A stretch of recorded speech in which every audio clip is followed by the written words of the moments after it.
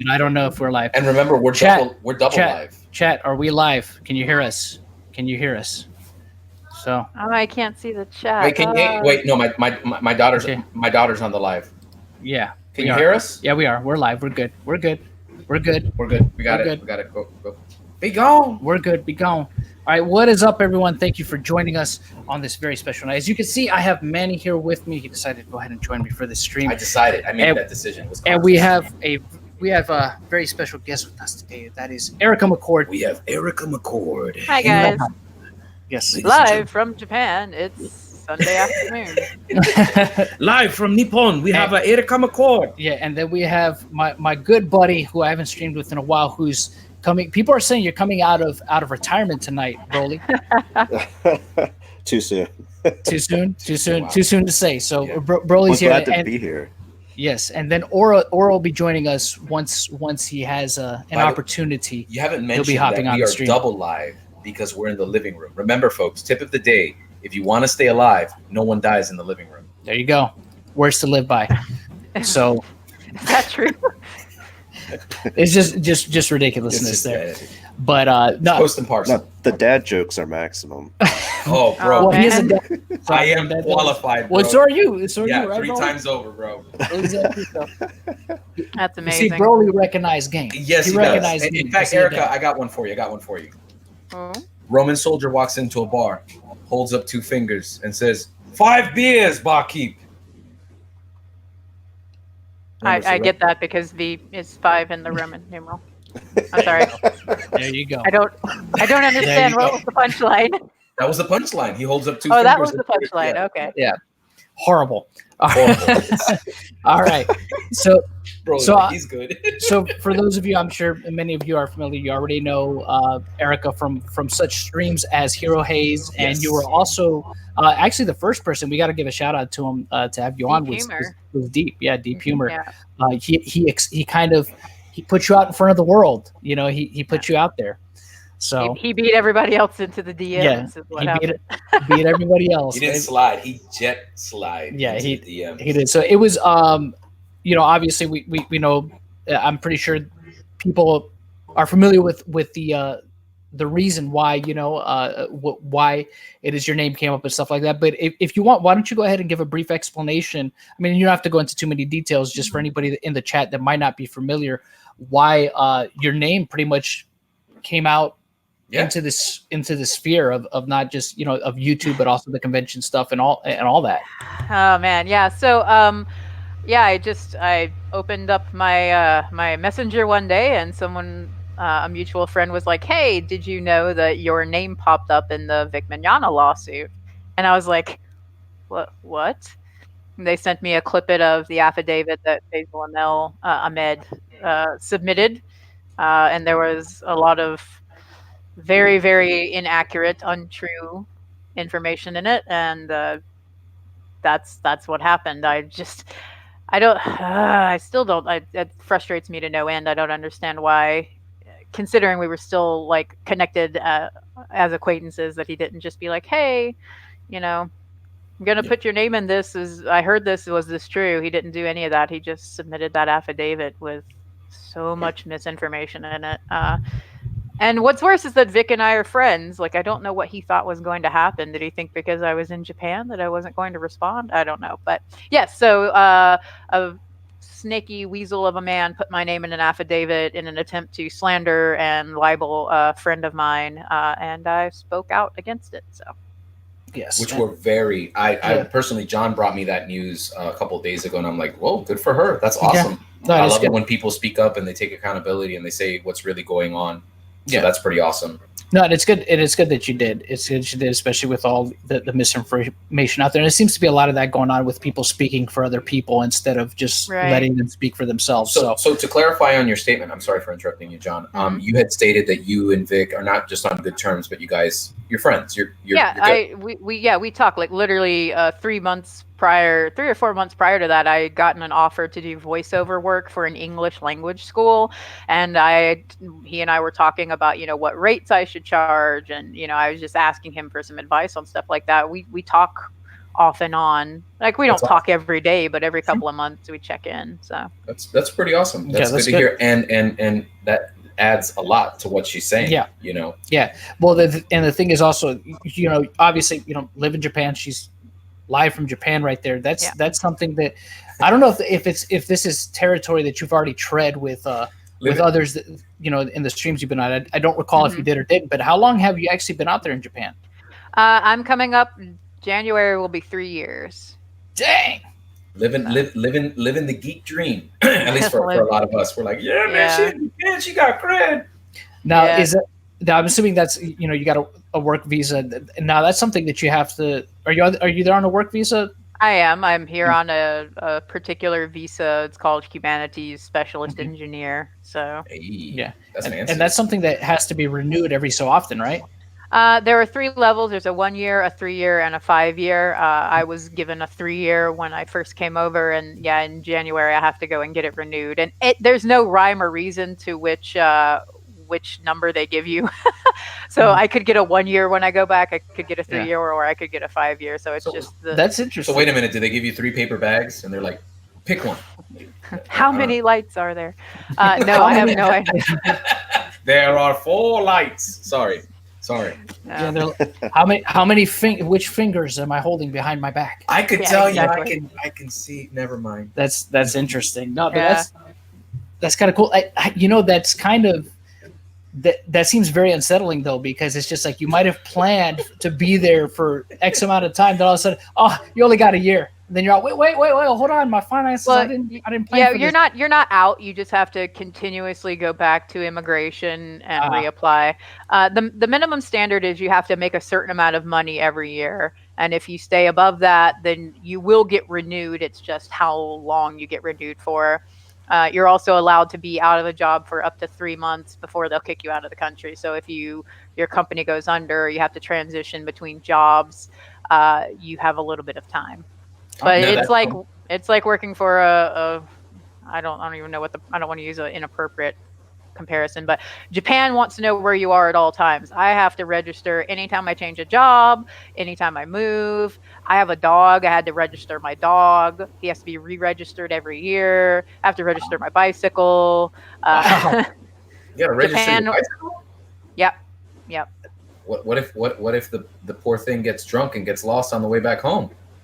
Well, if the poor bicycle gets drunk and lost on the way back home, then you report it lost to the police, and they look out for it because every bicycle has a serial sticker that they put on it when you register it. So, yeah. And just real quick, Origami has joined the stream. Origami has joined the stream. A new challenger has entered. Yes, he has entered the arena. Yep. I try not to disturb anybody. Sorry about that. Oh, no worries. You're good. You're good. You're good, brother. This is a safe zone. So one of the things that I had been meaning to talk to you about, and I really wanted to get, you know, details about. Obviously, you know, you work on the convention scene for how many years were you a part of the anime convention scene? 9 years, about probably. I think I started in 2007, and my last year was 2016. So.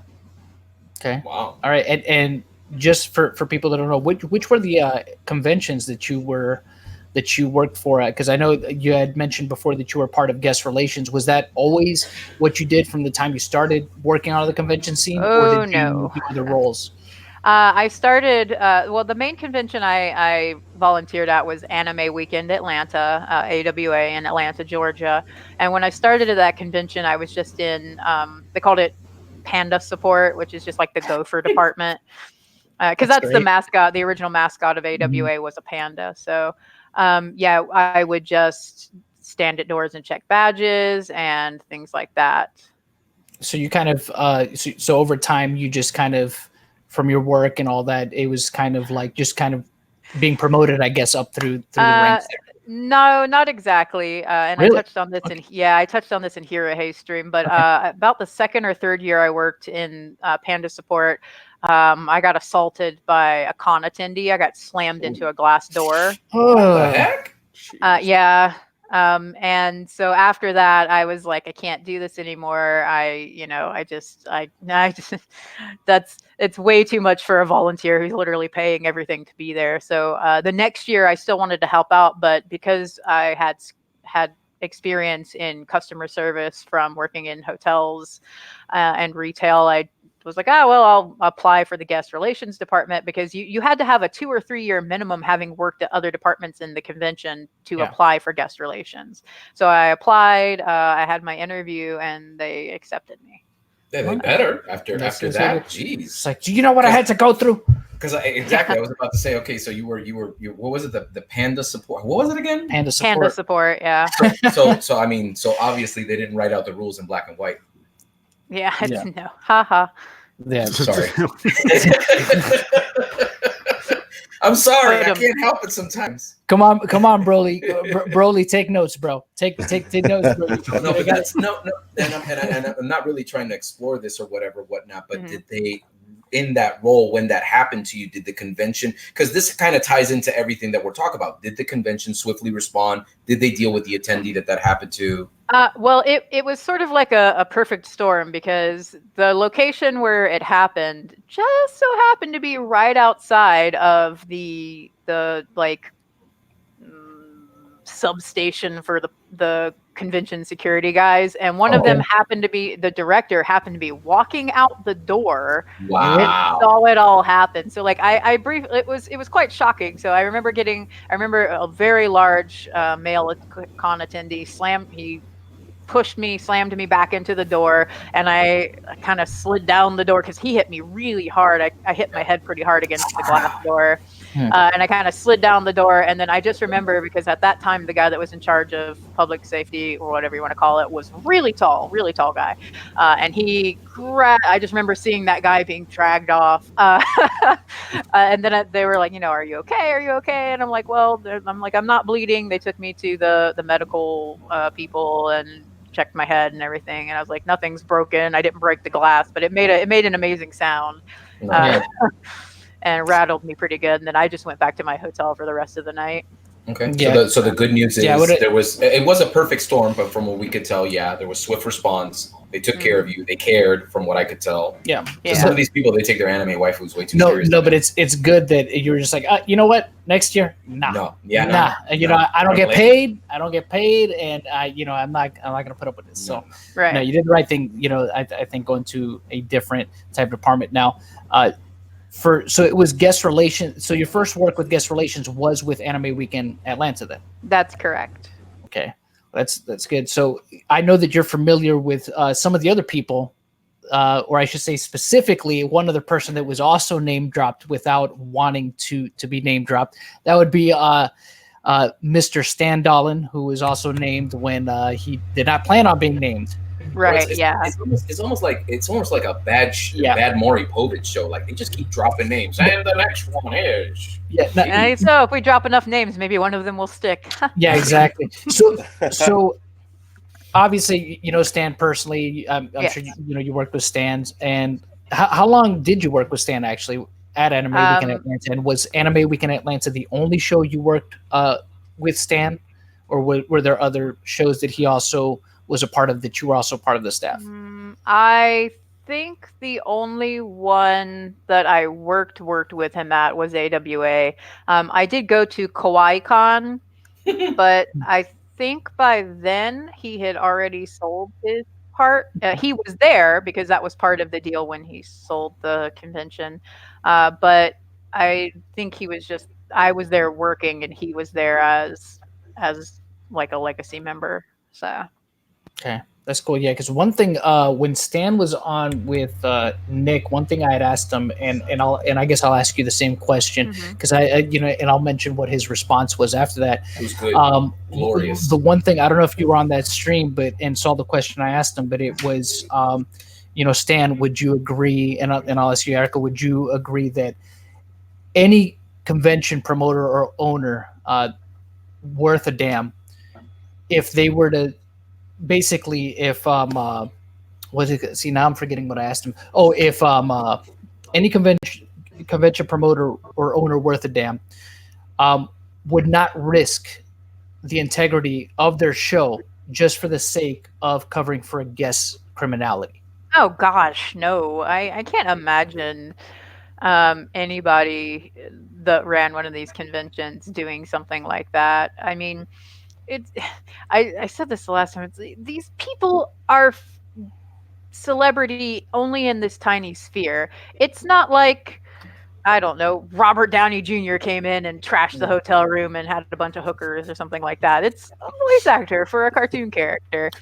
No one's going to stake their business, their company, their fans, their attendees to protect somebody like that. Like, Yeah, I mean, if Robert Downey Jr. did that, it would make TMZ news. People be like, "Whoa, this is the spot where he trashed the place." Yeah, right. See, and that's the thing. I liked, and Stan's response is pretty much, immediate. What he said on Relocating stream was like, "We'd be the first ones to call the police." I'm like, "Yeah, exactly." You know what I mean? Because liability.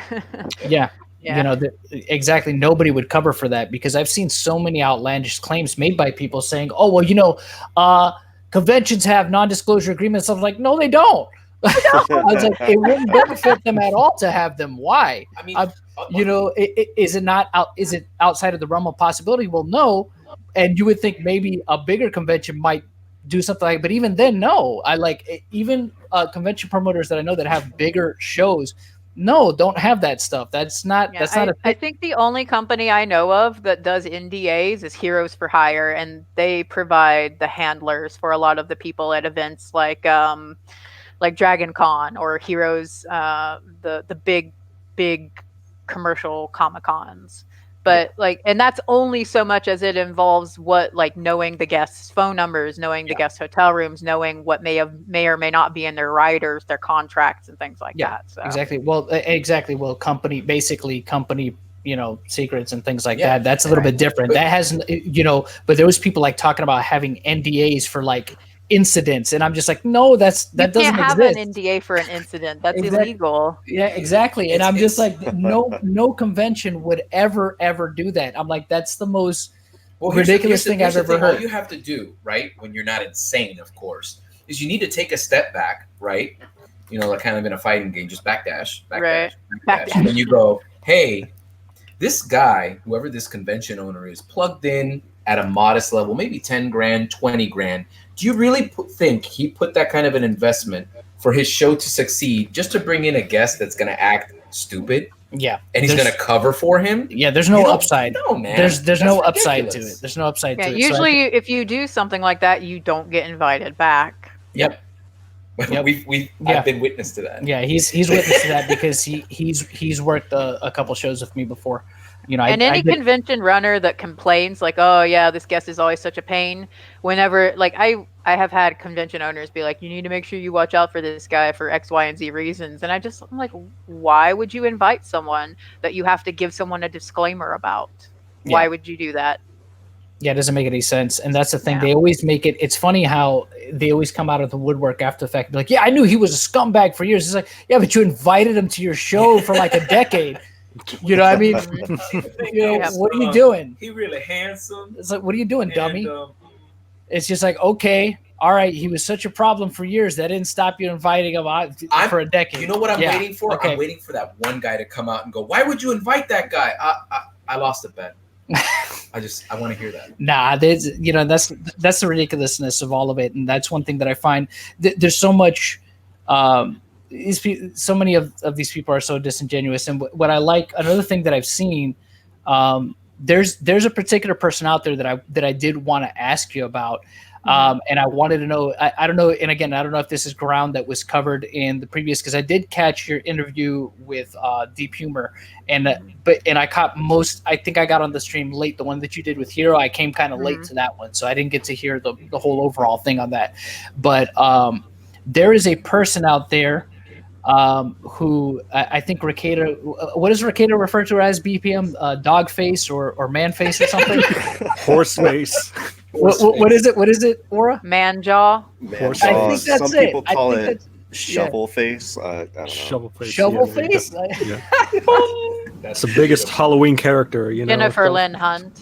Yeah, I think I think that would be the one. Yeah, that has, told a lot of very interesting. What I would consider what looks like to me, and I don't know, maybe I'm not sure if I'm the only one of this opinion, but it seems to me like fan fiction. This is all Tumblr fan fiction. This is But beautiful. this, what I wanted to ask you about, what exactly was her? You're obviously familiar with her. Did you work directly with her at all, or do you know her? If I've ever met her in my life, she didn't make enough of an impression for me to recall her. But I do know some other people in the convention community who do know her. Yeah, so because one thing that I think Stan had briefly touched upon was saying that, and this is something that I've always thought too, because I've seen it, and I'm sure you've seen it too, at being a convention staffer.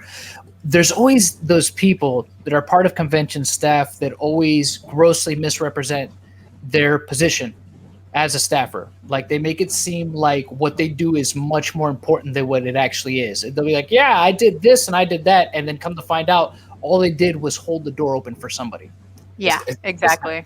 It's kind of like they'll put out on the list, they'll be like, I was in charge of hydration and physical wellness for the guests. You handed out water bottles and made sure that they got to their panels on time. But stop. So, and I'm sure that's something you've experienced with people before too. Am I right? With yeah, well, I mean, I've had someone so far. I was at working a convention in Winston-Salem, North Carolina. And I had a guy walk up to me trying to get access to the guest. He's like, well, don't you know who I am? And I'm like, no. He's like, I'm the head of security at such and such convention. And I'm like, that's fine. But you're wearing an attendee badge, which doesn't make you anybody special here. So if you'd like access to the guest, you need to go through the proper channels. People try to do stuff like that all the time. And I'm just like, Yeah, I've had people do that too with the convention I was a part of staff of before too, where they would try to name drop the owner, and they're like, "Well, I know Mike," and I'm like, "I don't know you." I said, "I know Mikey. I don't know who you are." You know what I mean? I'm just like, and honestly, I'm friends with him. I said, "Well, I'm sure if you were better friends with him, I would have heard about you." I said, because I'm actually friends with him. Yeah, I worked the door. Not too long ago, a couple months back, at a really big, I'd say a major here, a local major, a big event, video gaming event that they did here, and they said, okay, well, you're gonna work the door here. No one's allowed to come through here unless they have a badge. And what was funny was that the fiance for one of the people in charge of the event, he tried to come in through the door. I'm like, hey, you gotta go around. Yeah, but I'm not. Go around. And then like later on, like somebody told me, yo, that's so and so's fiance, and I'm like, oh, that's okay, man. You did your job. Yeah. I have an amazing story of doing something similar. Do you now? How amazing. I may or may not have removed a voice actor from an elevator one time. He wasn't wearing a badge. I didn't know who he was. He had been riding the elevator up and down and up and down and up and down. And I... Hey, you did your job. Don't feel bad. Don't feel bad. It's okay. Go ahead. Work your way through it. I may or may not have thrown Troy Baker off of an elevator one time. How many floors did he fall? No. I mean, at the bottom. He's a big guy. He's quite tall. He definitely towered over me, but... no, I don't think I could have bodily thrown him, but it was just like he had just been riding the elevator up and down with like this group of the group of other people who I just thought were attendees that were just riding the elevator up and down. And my job was to clear the elevator when it hit the bottom floor, and that's what I did. And then later I got a radio or got radioed to show up to the con ops room. And they were like, Erica. I'm like, yeah. Like, did you throw Troy Baker off an elevator? I'm like, who's Troy Baker? They like opened up the con guy and they're like, this guy. And I was like, yes, I did.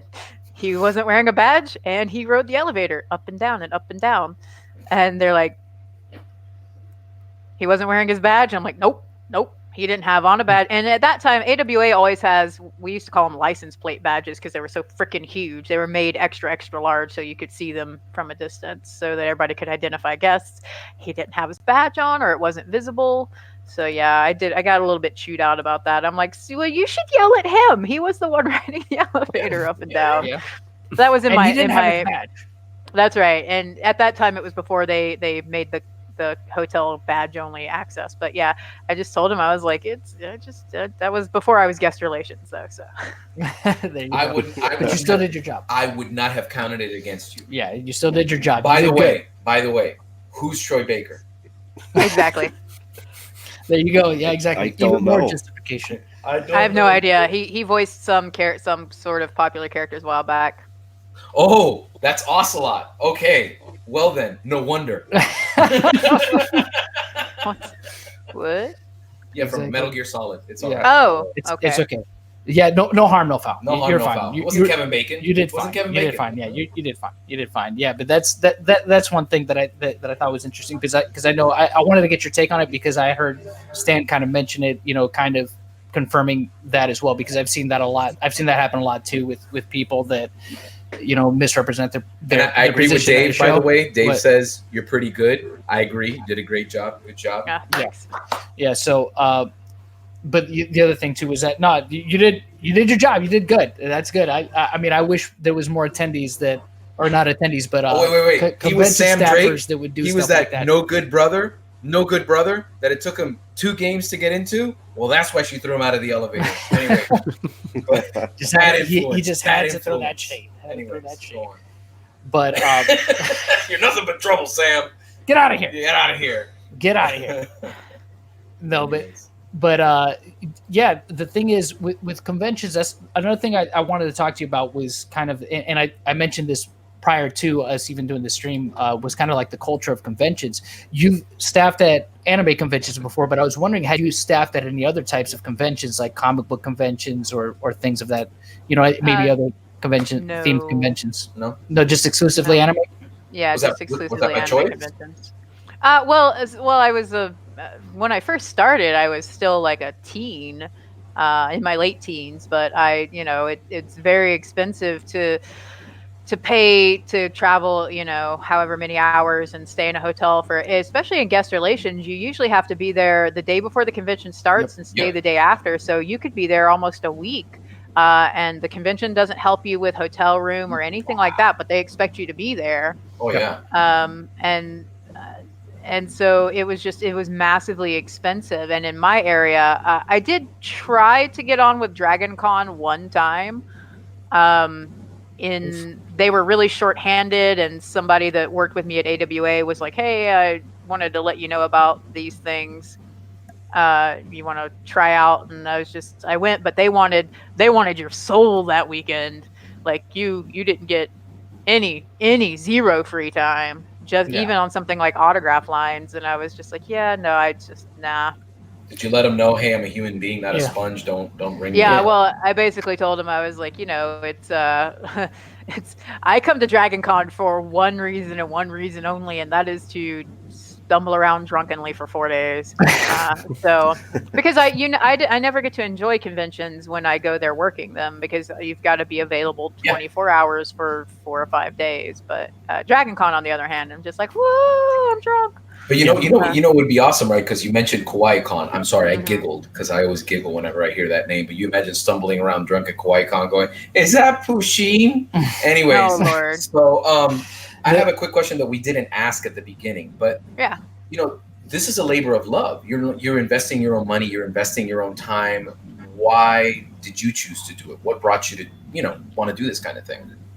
Originally, I did it because AWA for several years was quite stagnant. It had the same guests, the same panels, and things like that. And I got a little bit bored with that, but I still wanted to go and be in my nerd area with my nerd friends and doing stuff. So I decided to volunteer, because at that time, if you volunteered for a certain number of hours, you got your badge for free. And I was like, okay, well, I'm not spending every hour of the convention doing things at the convention. So if I give them, 4 hours every day, then I get my badge for free. And of course, that was back when the badges were quite inexpensive. I saw the prices this year and almost had a heart attack. They think they're Dragon Con or something. And so I did it for that, to get the free badge. And then after that, I got used to working with people and I made friends and I wanted to like attending the convention and being friends with people that work at the convention is kind of hard because your schedules are just bonkers. So I was like, okay, well, after the door incident, I was like, well, I want to try for something else, and getting to know the guests seemed, I mean, who doesn't want to meet some people that they like, who voice characters that they like. And so I kept doing it for that. And then once I got into it, I was just like, it's like a drug. You especially in guest relations, because you just go insane for 4 days and you don't remember it, and you're just running around like a chicken with your head cut off. But then once it's over and you're sitting there in the hotel room after it's all over, you're like, oh man, that was awesome. Yeah, that's exactly how I used to describe it to people when the weekend was done. There was a great sense of relief, but also a real great sense of accomplishment when it was done. But you're so tired, you lose so much sleep throughout the weekend. See, because what I did for the convention I worked for, I was doing public relations and media, which is a little bit different, a little bit removed from it. So, but not, there's similarities in certain places, but it is still a little bit different. But it's, oh man, it's so tiring. You lose because you got to be there early in the morning every day, and you got to be one of the last people to leave every night at the show, making sure that everything is all right. Just real quick there, Yassine and Mike, thanks for the information. I now see a greater body of work for Mr. Baker. Yeah. And just for Aura and Aura BPM, you guys jump in here anytime, man. Don't be afraid. I don't want to ruin the interview thing. Let me tell you something. It's never ruined when you're here, Aura, ever. Only a little bit, tiny bit. It's kind of it's only diminished. Have you ever tried to do the tablecloth trick in real life? Like where you pull the tablecloth off and everything stays on the table? All the time. No. All the time. I did it. Don't do it if you don't know what you're doing. Too late. It's too late, right? I'm not allowed in certain places anymore. They don't want me to. I'll pull this. No, don't do it. This is why I love having Aura. Yeah. I'm sorry. I'm kind of sorry. You'll never see me again. Oh, man. Anyways, yeah. Go ahead. No. Pretty much Aura is tablecloth. You derailed me. I'm sorry. This is so unprofessional. Look at what we're doing here.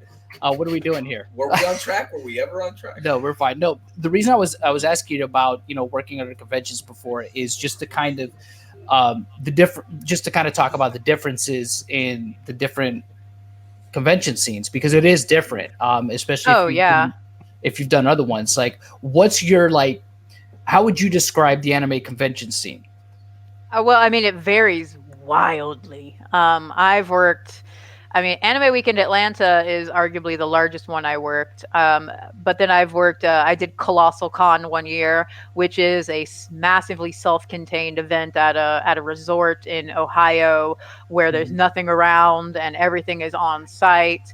I've worked at teeny tiny little events, like that one I went to in Winston-Salem was very small. Yeah. Or I've been, flown to Indianapolis. I did an event, one in Indianapolis, one in Oklahoma. And then the one that I did in Hawaii, I flew myself there, and they were supposed to provide me with a hotel room, but that did not work out. So that's a long story also, but that was one of Faisal's things. Faisal, the one that is the documented liar. Yes. Well, you didn't say that. I said that just so everybody knows. Erica didn't say that. I believe she said weasel. But anyways, yes, you did. There you go. Don't be ashamed of that. I think I said snake weasel, actually. Yes, there exactly. You go. But let me ask you a question, kind of falling in line with that, because I noticed this in my time, watching Jonathan work. Now, I don't know if you guys know this or not. John is like about 5'9", 5'10", weighs like 20 pounds when he's wet. But when he would finish working the con, he was paper thin, man. He'd fly off. I'd have to be there. No. But seriously, no. You would get like, dude, because you would do your job. If there was one crazy thing, if there were 5 panels going on at once, you would see John walk in with his little bottle of his. He had his little clipboard and his water bottle. He'd go.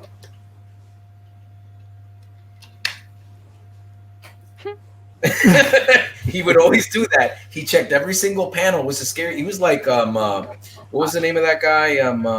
That was everywhere at once. multiple man or something like that. Multiple man. Anyways, the point is, it was kind of. Who? Say that again. Naruto. Kagebushin no Jutsu. No, because he never dressed as a woman. But here's the point. He was never demonetized. But he did it. Justify. No. But the point is that he did his job, and he just was like everywhere, vendor room, everywhere. Like, and I'm like, dude, will you chill out? He goes, I need you to go to this room and make sure that everything's okay. I remember vividly going to a Best Buy because he goes, one of the guests decided they want to do a panel this morning. We need to go get a karaoke mic and some stuff. And I'm like, yeah. It's always when they change the rules on you last minute. Feel that deeply. Well, and that's on the convention runner too, because they should not allow them to do that. Yeah. But sorry. See, the thing is, the convention runner is, and this is not me saying anything negative about him at all. He's the nicest guy in the world, but he's also a very non-confrontational person. So anytime that there was any kind of situation that required a confrontation, he's like, can you go take care of that for me? I'm like, yeah. I still remember. Because it doesn't bother me at all. Like, I'm okay with saying no to anybody. I'm just like, yeah, no, we're not going to do that. You remember the speech that I gave him one time? I said, well, I don't know what to do. Sometimes I just get starstruck and I don't know what to do. He's a very soft-spoken person. And I said, listen to me, man. What you got to do, bro, I don't care. I don't care. And he goes, that's it? You don't care. I don't care, man. And the whole night he was like that. You know what, Manny? I was going to throw this in the recycling bin. It's going in the trash. Because I don't care. So, created a monster. I did. It was horrible, man. He kind of almost double parked. He was right on the line. Anyways. Yeah, but that's another thing though too, and I'm sure you had to experience that, especially with guest relations, is that you probably know this as well as I do, is even though you have your roles of things that specific things that you should be doing, you always end up doing more than that. Mm-hmm. You always more. You always end up doing so many more things that you're just like, okay, well, that wasn't on me, but I'll do it because I can. I mean, I have. Or you do it because if you don't, then it causes a problem for the guest. Basically, your end goal is to not have things cause problem for the guest. So yeah, like I've had to do so many. There's so many times that I had to like fix things on the fly. Like, okay, this guest wants to do a panel that's not on the schedule, and I'm just like, okay, now I got to find space for them, and I got to find a block of time, and I have to like maneuver things around to accommodate them because the owner is like, just can you make it happen? I'm like, yeah, I can make it happen. No kidding. Going back to that, John would tell me to be his eyes for certain sections, and he'd be like, I need you to tell me how this is going on and whatever. And I remember one time that one of the guests just walked out of a panel, and I'm like texting John. I'm like, yo, so and so left, and he's like, what do you mean they left? And I'm like. And he would come in and he would just like silently sit down. Remember the water bottle?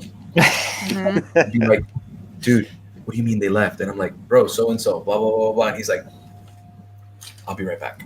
You know who I'm talking about? Yeah, but exactly who I'm talking about. Yeah. There would be stuff like that. Like, there would be repercussions if you did. You always have to. Yeah, you always have to.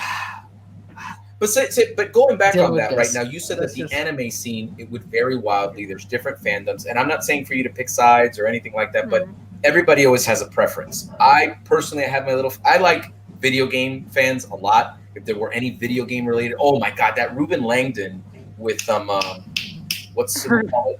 It was Ruben is a trip. Devil May Cry. And okay, so we had Ruben Langdon, Dan Southworth, and what's this other cat's name? Johnny Young Bosch. Johnny Young Bosch. We did a Devil May Cry. Oh gosh, Johnny. Listen, she's got some. She probably got some Johnny stories. But don't listen you? to me. At least at that panel, have to share some of those. At least at the panel, the inner fangirl in me. My beard almost just flew off. I was just like, yes, beautiful. Tell me more. But with that being said, what were the fandoms that you were looking forward to meeting up with or seeing or what have you? Well, that was the weird thing is that I was right on the tail end of sort of my peak weeaboo stage when I started in guest relations. And so we had one voice actor who I was on the inside like woohoo quietly fangirling, and on the outside I was okay. But there's only other than that, like I almost got to work with Dante Basco at an event. Oh, okay. Oh. and I wanted to meet him Ooh. so bad. Yeah. I wanted to meet him so bad, Rufio. And it just didn't work out. That was another thing that Faisal screwed me over on. Aw.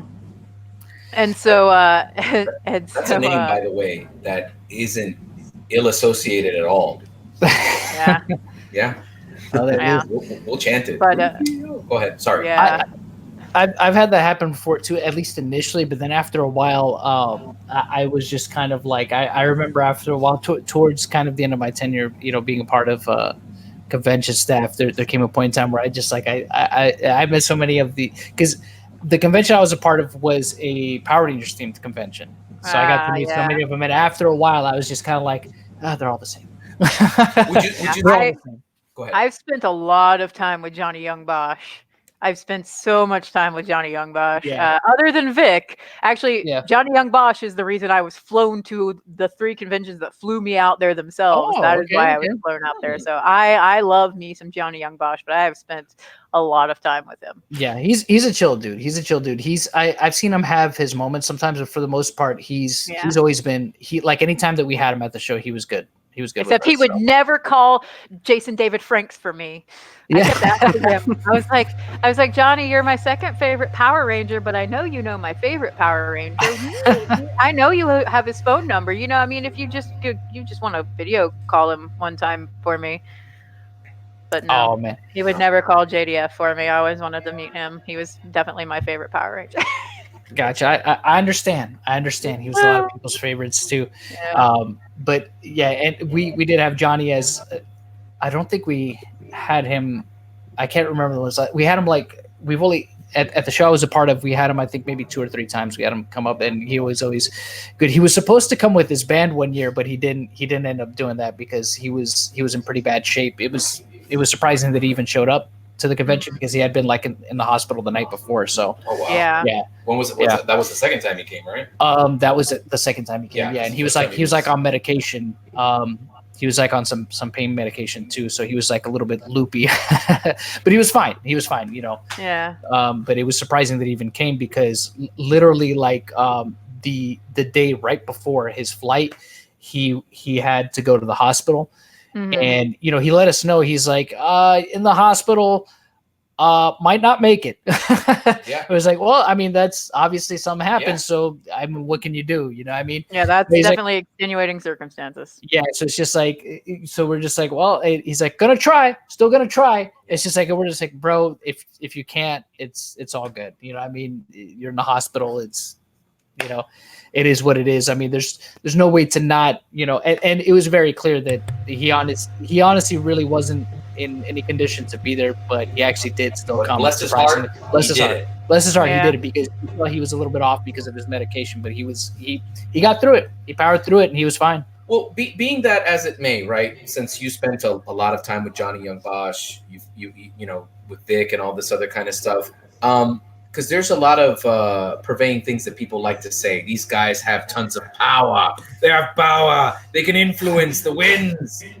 Unlimited power. Yeah, talk to us a little bit about, number one, how difficult it is to even get in a standout role and maintain that kind of fame. And kind of, this isn't the wrong thing to say, but you want to kind of surpass the fandom. You want to be somebody that can go outside of conventions and be publicly recognized. Like how hard of a struggle that is for them. Right. Well, and I mean, it varies from actor to actor. Johnny's big break was Power Rangers, so people knew him long before that, and a lot of people had no idea that he was Vash, Stampede, and Trigun, or they didn't associate the Power Rangers actor with the anime voice actor, and he's also a prolific musician, and so he's one of the actors that exists outside of the fandom. He crosses over to multiple different fandoms with Power Rangers and music and anime and video gaming now. Yep. But Lelouch. oh my God, Lelouch v Britannia. I won't ever forget. I accidentally called Vic that character one time. Uh-oh. Really? Yeah, it was at an Ask an Anime Character panel, and he said something about the microphone. I was like, we could hear Lelouch just fine. He was like, that wasn't my character. in his head over. So I'm gonna say this. Please don't beat me up. I'm halfway through Code Geass. Oh, it's good. Right? You like how I said that though? Geass. I didn't say Code Geass. Yeah. So or my favorite, Code Geass. Demonetized. My all-time. Hey, you said. No, it's fine. I'm just joking. This. I honestly don't care. Lelouch is a pimp, man. He's a pimp. Yeah. But go on, continue. I'm sorry. But yeah, no, I mean, and a lot of the older voice actors have done that. I mean, Ruben Langdon is insanely famous. People don't realize like all the mocap work he's done. He was the Avatar character. He's someone that I got to work with outside of conventions as well. I worked on the Star Trek series with him. Yeah. And he's a real unique person. Yes. Did he talk to you about his toe? I spent a great deal of time with him and Chuck Huber. They're fantastic guys. They are amazing people. That they are unique. So Aura and VPN, you know what I'm referring to when I say toe, right? No, they don't. They don't. We'll talk about that later. Continue, Eric. Okay. But yeah, I think what's happened is that the first, the late 90s, early 2000s voice actors are now old for not like age, but as in like that too, but as in how long they've been doing this, and they're realizing, you're not making the money doing the voice acting. You're making the money doing the conventions. You make the money doing video games. You make the money doing acting. I mean, look at how big Critical Hit or Critical Role or whatever the heck that is. It's getting ready to get Funko Pop line. Yeah. They've realized that the only way that to survive is going to be to branch out into other fandoms. So. Yep. Absolutely. So, which means that they literally have to work double time. A lot of people go, well, I want to be in that seat. I want to do this. And they don't understand the amount of work, the amount of effort, the amount of heartbreak that these guys go through, for me and see going through this whole Vic situation, what kind of drives me crazy is that he has the power to silence people. I go, first of all, this is not, no, he doesn't. No. This isn't the Dark Ages. It's not like, well, Lord Constable, I want him silencing him. It doesn't work that way. Yeah. These are just this isn't the mafia. It's not. His marketing value is just too high. Just people from miles cannot speak. Yeah, it's insane. It's like if people talk about, they have so much power at the conventions, and I'm like, they have as much power as their writer and their contract says they do. Yeah. Their writer, if a guest is complaining because they, that's a lot of what happens is that these people come in and they catch snippets. They come in when the guest is screaming about not having, I don't know, let's go with something that I know isn't somebody's writer. White, carbohydrate-free monster. There is a certain guest who has that in their writer. No other monster. It's the white, carbohydrate, sugar-free monster.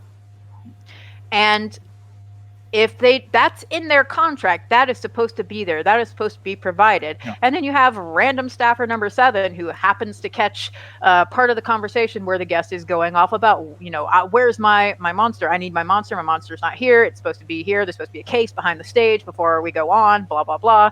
And that's what they see. What they don't see is that was a contractually agreed upon item that has not been provided. Yeah. And exactly. That's the thing. Oh, believe me, I know. I've seen a lot of. I've been privy to a lot of guest contracts, and the thing is, what people don't realize is that yes, conventions have contracts, but what a lot of people see, I've always explained. I've explained this a lot of times on live streams before when I've talked about conventions, and there's different kinds of contracts. For one, there's appearance fee, there's guarantee, and then there's also another one that people don't really talk about much, but it is out there, and that is the booking agent contract. And those are the biggest pain because usually those will have the biggest demands. But the thing is, what people don't realize that there's conventions out there. If they want somebody bad enough, even though they want people to sign their contracts, if they want somebody bad enough, they will adhere to a booking agent's contract. You know what I mean? Which especially is if massively somebody skewed and Exactly. Like it goes beyond. Like a lot of those usually will include like things like per diem. Like in one of the guest contracts that I had seen, he specifically wanted a black, and you know which guest this is. We won't name him. He specifically wanted a black town car to pick him up from the airport and also drop him off at the airport the day he left. A black town car just for him to pick him up at the airport and also drop him off back at the airport when he left. Now, mind you, he didn't want to ride with anybody else. We had a transportation bus that we would pick up the guests in, right? That we'd rent out. He did not want to ride that bus. He said, no. I want to be picked up in this, and I want to be dropped off in this. I don't want to ride with any of the other guests, And we had to honor it because that was in his booking contract. Now, privately, when I heard about this, I reenacted one of the Sprite commercials. Image is everything. Excuse me, what's my motivation? I studied in, studied Hamilton, Cambridge. Exactly. So, needless to Or say, you know that commercial, don't you? Or I do know that commercial. I'm going to tell you a story, right? Obviously, no one agreed to this because the thing is, imagine for a moment, here I am in like official meetings and whatever. They're talking about stuff, and I'm in here in the back being stupid because it's kind of my specialty. And I'm going, hey, I got an idea to solve this problem. We pick them up in the car, right? But we have a midget inside of the trunk. And as soon as he opens the trunk, it's a naked midget. He comes out and he's like, hey, I got trapped in. And they're like, no, that's a terrible idea. A couple people did like the idea, and that was kind of the shocking part. We could probably pull that off. And I'm like, well, no. Yeah, no. Let's avoid that. Get in here. No, for real. Tattoo from what's that thing? Lost Island. The plane, boss. The plane. That's what he says. Well, it was kind of a mixture of that and The Hangover. Oh, at least I wasn't too far off. Yeah, see. Yeah, but that's the thing. Like people don't realize what you're saying is absolutely right. Yeah. Like people only catch one side of the story, and I've been in those situations too where I've had to deal with guests being upset. I had to deal with one guest that came to the show that was upset because he said that an attendee at the show had been film recording him off the convention premises, and he wanted us to do something about it. I was like, well, that didn't occur here on the premises. I'm just like, yeah, but this, that, or the other, and blah, blah, blah, blah, blah. And the thing was that this particular attendee was also a YouTuber that had a very big following. Oh. So so he knew who he was. So I had to kind of like, mitigate that situation. I'm just like, okay, let me go talk to him and see what's going on. So I went and talked to the guy, and I was like, yo, bro, this guy says that while he was out, kind of privately enjoying himself, off convention grounds, that he said he saw you filming him and this, that, or the other. And, I'm just going to ask, were you doing that? I mean, were you harassing him or something like that? I just, just to know, right, what the entire situation is like. No, man, I didn't do that. It just I was in the same bar that he was in, and I did happen to have my camera, but I wasn't recording anybody. I just had my camera around my neck.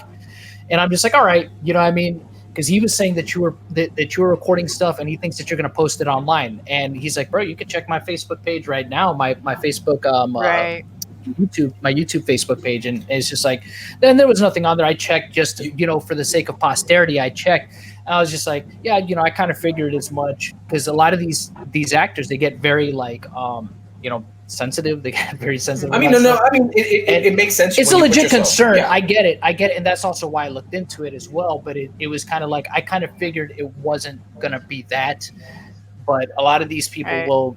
They want you to do stuff, and you're just like, well, what do you? That's way beyond my scope. Yeah, bro. It's like, what would you expect me to do? I mean, I get it. You don't want to be recorded outside of, like if it's on the convention grounds and they're doing something that they shouldn't be doing, okay.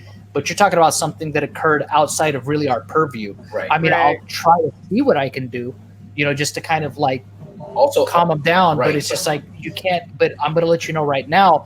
I don't know what you expect me to do. What I will do is I'll tell you this. I'll go talk to him and find out what happened and get to the bottom of it.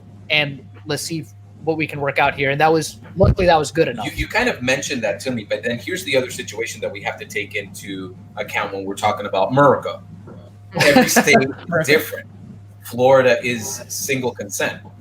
I can record you if I want. and you can't do really diddly squat about it.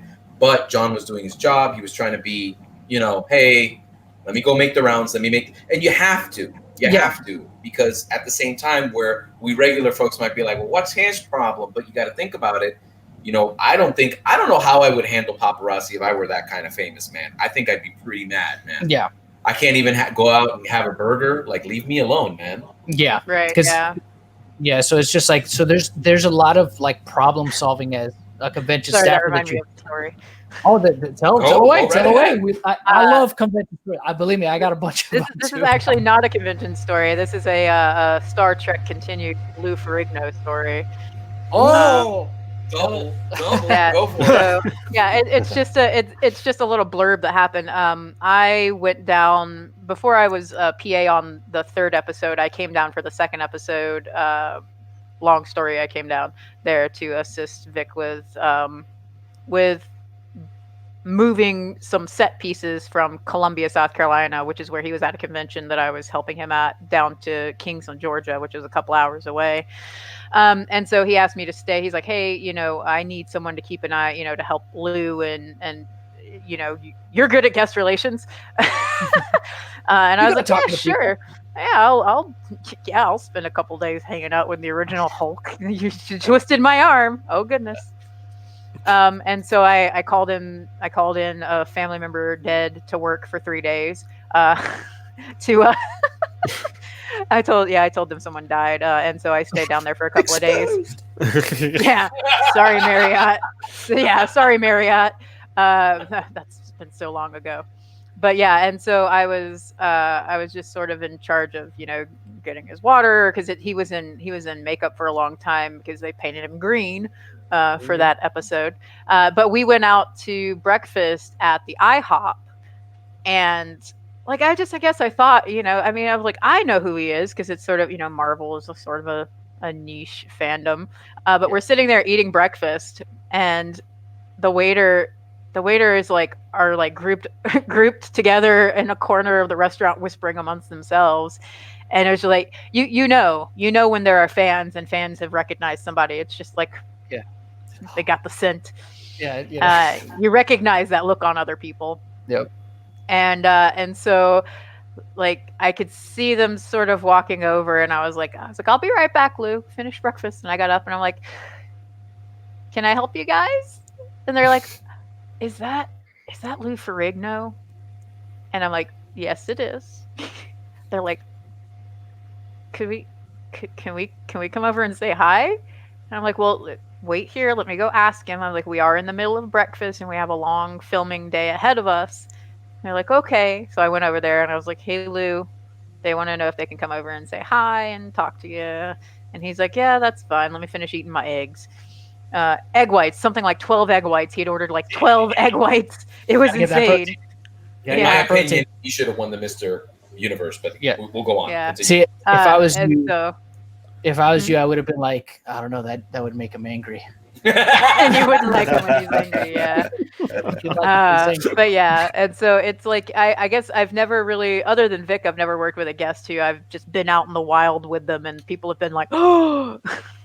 You know what's cool? Not for nothing. I don't judge you at all. I think there would be like a subsection of my family that would have passed away for me to go hang out and have breakfast with Lou Ferrigno. Yeah. Yeah. Well, I got to run lines with him too, which was hysterically funny, because the scene that we happened to be rehearsing that day is the one where he loses his temper with Kirk's character and starts screaming at him. And so like we're in the back of the studio running lines, and Lou Ferrigno is screaming at me, running lines. And I'm just like, holding my script like this. I'm like, he's huge, he's a really big guy yelling at you. I'm like, I know he's just acting. This is terrifying. This is intense, but it's also awesome. You know what's crazy is that when John and I were growing up, I was like a huge fan of Lou. I love the Incredible Hulk and everything. And I did not know, I really didn't know this, and I didn't find this out until he was in King of Queens. I didn't know that he was, is it that he's partially deaf or he's deaf? Partially deaf. Yeah, he's partially. I had no clue. No idea. Oh yeah, we had to do a lot of work because he has a hearing aid, which we had to conceal and not paint green during the second episode of Star Trek Continues. So yeah. That's so cool. That's so cool. Like that's an awesome story right there. That's like that's done. Yeah, it's always it's always cool to hang out with people because like Ruben's a friend. Anytime he's in town, we always go and do stuff. I've had him on the stream before too as well, so I've gotten to hang out with him and talk with him a lot of times personally. So usually whenever he's around, we touch base and we go and get something to eat whenever, because he comes a lot to Anime Festival Orlando. This is where he comes to a lot. So comes every year to that show. Yeah, well, he's like based in Atlanta now or something, right? Yeah, well, he was living in Atlanta for a little bit, but I think now he's living back in California. Because he's having to travel a lot between Japan and he's working in Cali again, but he's also that sucker's always over here, and I never get to see him. Yeah, this year. I didn't get a chance to see him because he was so busy this week, and I didn't get a chance to see him. But we did talk. Yeah. But yeah, he's one of the few people that I've actually. He's probably the only person really that I've done a convention with that we've actually, been friends, because a lot of the thing is with people too is they think that just because these guys come to your show, oh, you must be friends with them. And I'm just like, I don't know how you feel, but I'm like, I don't consider any of them friends. I'm like, I'm friendly with a lot of the guests that come to the show. Like I'm cordial. Sometimes we'll keep in touch through email and things like that, or some other form of messaging, but I don't really consider them friends. They're more like, they're like friendly business associations, right? Yeah, and acquaintances at best. Like Ruben's probably the only one that I've actually become friends with outside of just, business stuff. So, you mean if you scream Jackie, he's not going to come flying in saying Matilda? No, he's not going to do that. I don't know if you know about that. You know about those commercials? Yeah. Mentos. Yeah, no, he's not going to come screaming Matilda. You guys, since you guys mentioned that, I just want you to know that I randomly break into song in ordinary life all the time. A couple days ago, my wife was grinding coffee, and I just get up and I go, fresh goes better with lime. Nothing gets to you. And she looks at me and she goes, are you seriously doing this right now? And I'm like, yes. Yes, I am. Yeah, that's another thing that I think, and I'm sure you've seen this also, Erica, working on the convention scene. That's another thing that I've seen staffers do too, how they misrepresent relationships. Oh, yeah. Grossly misrepresent. I know him. It's like, no, you don't. You don't know that guest. It's just like and that's something I've seen a lot with, this whole situation is people saying, well, I know how he really is. And it's just like that. And well, you don't. Yeah. You don't. See, the thing is, like, and this too, it's just like, of course, behind closed doors, you really get to see the people that come to a show that are there for the fans, and the ones that are really just there to, you get to see the ones that are really just there, that they're wearing a mask for the fans. 100%. You do get to see that. But again, there's been, and I've told people this too before too, sometimes impressions of people change, because I'll give the perfect example, and this is the only one that this is the only one that I'll kind of name drop, but I won't get into specifics as to why I didn't have the best impression of him beforehand. But like Christopher Kamen Lee Andros, one of my favorite Power Rangers of all time, because Power Rangers in Space. The first time I met him, I didn't have the best impression of him. Like the first time me being around him, but like then the next couple times that I was around him, I'm like, he's actually a pretty cool guy and I like him. So, but initially I had like the worst impression of him because of stuff that, that I saw him do the way and those first that interaction. And then as I got to know him better, I'm like, you know what? He's a stand-up dude. I liked it. I like the way he is. There is a phrase that a lot of the volunteers and a lot of the people that are involved in conventions, I've heard them say many times. It rings true sometimes. I don't know what your opinion of it is, but a lot of people like to say, never meet your heroes. Oh, no. Just to interject haphazardly real quick, some people forget that when they see these people, they're actually like other people too. They're human beings as well. So sometimes they can have a bad day. So like, what is it? When you go to a convention and they're like frustrated, tired, hungry, or they yell or something like that, they're like, oh, he's just, he's an asshole. And that's not really the case. I'm like, he's been there all day. And people just seem, they seem to forget stuff like that. Like he's been there all day and you just got there. So yeah. Well, and the other thing too, to the point that you mentioned earlier, Erica, when people come in and it's because something that was supposed to be contractually obligated hasn't been met, and that's very true too. Again, like obviously, if a guest is expecting something to be done because those were the terms of the agreement and it's not being done, they're justified. I mean, yes, there is sometimes where some guests might overreact when it comes to certain things for X, Y, or Z reason, but in a situation like that where it might be justified, like, hey, look, well, I had these expectations. You told me that this was going to happen and you're not fulfilling your end of the deal. I see no problem with that because they're holding you accountable for something. And it's important for promoters to fulfill their obligations. If you've promised to get something, just deliver on it. Yeah. And if you don't think you could do it, then of course, so many promoters I've seen, if they don't feel that they can fulfill something for a guest, they're very transparent about that. They'll straight up say, yeah, I don't think I can accommodate that. They're just like, that's a little, what you're asking for is a little bit outside of what I can really do for you. I just can't, you know what I mean? And if they think that they can, it's like, look, a lot of times also I've seen promoters be like, hey, look, I can't promise you that I'll do that, but I'll do everything in my power to accommodate you to the best of my ability. I'm just being straight up with you just to manage those expectations so that there's not any kind of, blow up either. And they can always come back around to be like, hey, remember, I told you that I would try my best, but I didn't promise that, Right. Yeah. And that's what I really honestly believe that a good 80 to 90% of all this nonsense is people catching snippets. Snapshots when they should be seeing the feature-length film, but they're not. They're just catching snapshots. And it's a certain person whose name we mentioned earlier that we won't mention again, got angry because I said that if a staffer couldn't tolerate being yelled at by a guest, then maybe they shouldn't be working in that department. The example I had used was like Sharpies not being at the autograph table. And that's how I know that person has never really worked in guest relations. Yeah. Because if they had, they'd understand what there not being Sharpies at an autograph table means. The autographs are how the guests make their money. If they're there on a guarantee, that's where they're making their money to meet their guarantee level. Yep. Those are supplies that are supposed to be provided by the convention.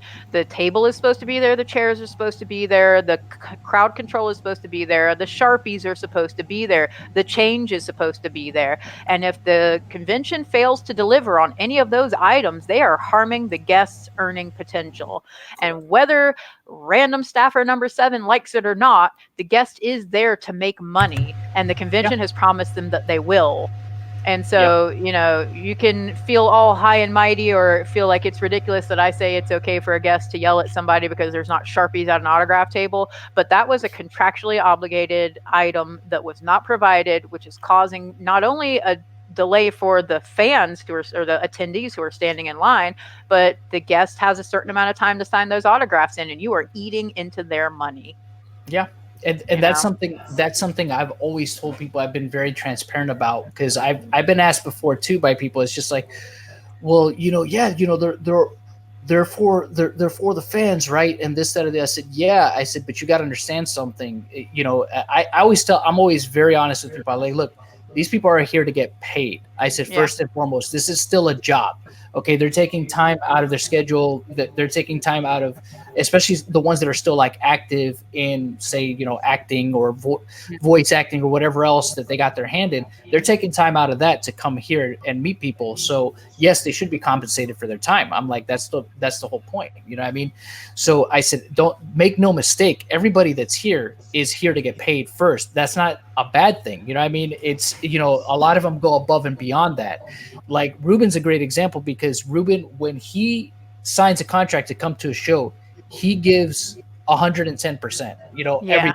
Like he goes above and beyond. He's like, he stays at his table for more than the minimum allotted time, because in contracts, this too, I'm sure, because you've worked in guest relations. In contracts, the hours can vary. Usually the standard is about 5 hours.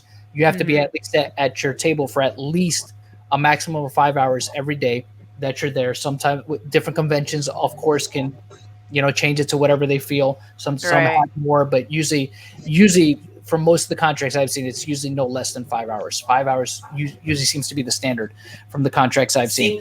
So that, whatever panels whatever photo ops that they need to be at. Those are the obligations that they need to fulfill. And a lot of times there's people that will go above and beyond that, like especially if they're popular. If they're popular, they just, like, one good example is, and of course I know we've talked about Vic, but a guy that is like that also is Austin St. John, the original Red Ranger. That guy, like, he'll be there, like, he'll still be there. He'll still be there. He'll still have a line as, like, the convention hall is closing. You know what I mean? That he's still trying to get through. And with a lot of that, that's another thing that some of these that I find interesting, that some attendees and even some guests don't understand sometimes, that they get upset about. Like, I think it was or BPM, which was the guy that was, like, mad at Vic for mounting him or something. Neil Kaplan. Yeah, that was it. Yeah, that was him. He was like, that was the guy that complained about the bulge. Or something. Yeah, but like, he was like, like, it was bigger than his. He was. Sorry about that, Erica. I'm sorry. He was like demonetized. He was like he was going to turn into a drinking show. I'm going to take a shot every time Aram says I'm sorry, not Aran. Ara says demonetized. I can appreciate the fact that you called me that, though. That was good. Sorry, that's what popped up. Good old Final Fantasy. I'm gonna. Don't make me break open the Ghidorah. But he was complaining that Vic was late, and the thing is, I've heard people talk about that before with other guests, and I've explained it to them. I said, listen, if a guest is late to a panel, there's one of two reasons why. It's either because they're very popular, or they are very irresponsible. That's it. Could be the Lauryn Hill effect. It is. Yeah, it's usually one of those two things. Yeah, it's usually one of those two reasons for sure. In the case of, like, Austin's a very popular guy, so he sees that people are in his line. It's a long line, and he's like, well, I want to get through as much of this line as possible because there's people that have been waiting for a couple hours to see me. Yep. So he wants to try to get as many under there as he can before he goes to that panel. He understands that the people in the panel want to see him too, but the luxury of the people on the panel is they're still going to get him regardless, and they have a nice comfy seat to sit in while they wait for him to show up, whereas these people have been standing for hours waiting for him since maybe the convention floor is open. Right. So he's going to get as many of those people as he possibly can and then go to his panel, when he feels, okay, I think that's good. Sorry, guys, I'll be back, I promise. Goes to the panel and then comes right back to his thing. And I'm sure that's the same thing that's happened with Vic. Sorry, in that image, it makes it sound like they can remain standing there in the autograph line? A lot of times, well, they will. The thing is, usually a lot of times there'll be somebody in the line that'll watch to see, like, when the next person came up. But usually what they'll do is, at least in our shows, and I'm not sure, maybe this at AWA, there was a certain point where our handlers would say, like, hey, listen, we're going to stop the line right here because he actually has a panel to go to. Right, if you want to come back after the panel and get back in line, that way you're just not waiting around here because he's going to be in the panel room. So if you want to see him in there. Quite different than the way it's done at most anime conventions. Yeah, I've been to anime conventions. I've been to horror conventions. I've been to all kinds of conventions, so I've seen the differences, how some of them run. Well, I mean, with that being said, since you guys have been talking about a couple of things, there's one thing that's kind of been in my mind, which we haven't kind of like dove into, and that's, I'll say this word and I'll elaborate. Backstage politics, basically, right? The backstage, So the backstage politics meaning, and what I mean by that is when we have individuals who have roles, key roles within the convention, making decisions, and the actual convention owners, right? And we're talking about some guests, as much as we don't want to say this or not, but there are some guests that are valued at a higher tier than other guests. Oh, and yes. It's kind of managing those expectations because, sometimes you might have a guest that's like, well, what the heck? Why did so-and-so get to do this, but I'm over here on the back burner and managing those backstage politics. So sorry, go ahead and elaborate on that if you could, at least in your experience. Well, for example, at Anime Weekend Atlanta, until probably a few years before I left, cosplay was not considered a guest. You were considered like a panelist type person. You didn't get green room access. You didn't get hotel comp or anything like that. Because just face it, they just don't bring I mean, a cosplay guest is a different type of guest. They bring a technical expertise. They bring a craftsmanship expertise that's best formatted in things like panels and Q&As and workshops. Although some of them have moved to the solely, money-making side of things. Yeah, hon. Yep. Yeah. And I mean, I remember her from back in the day. I mean, with the very first AWA I ever went to, I saw her as just a cosplayer, and it's hard not to remember. I mean, because even then her cosplays were amazing, but the fact is they're just not. It's a different tier, and there were times where they would try to come up to the green room or get access to the green room or stuff like that, and we just turn them away. We're like, sorry, but you're not. You're a panelist guest, not a talent guest. I know I hate to say it like that, but there really are different classes. And that's like, go to any convention that has a serious number of Japanese guests, and they're like god tier compared to the way that the regular guests are treated.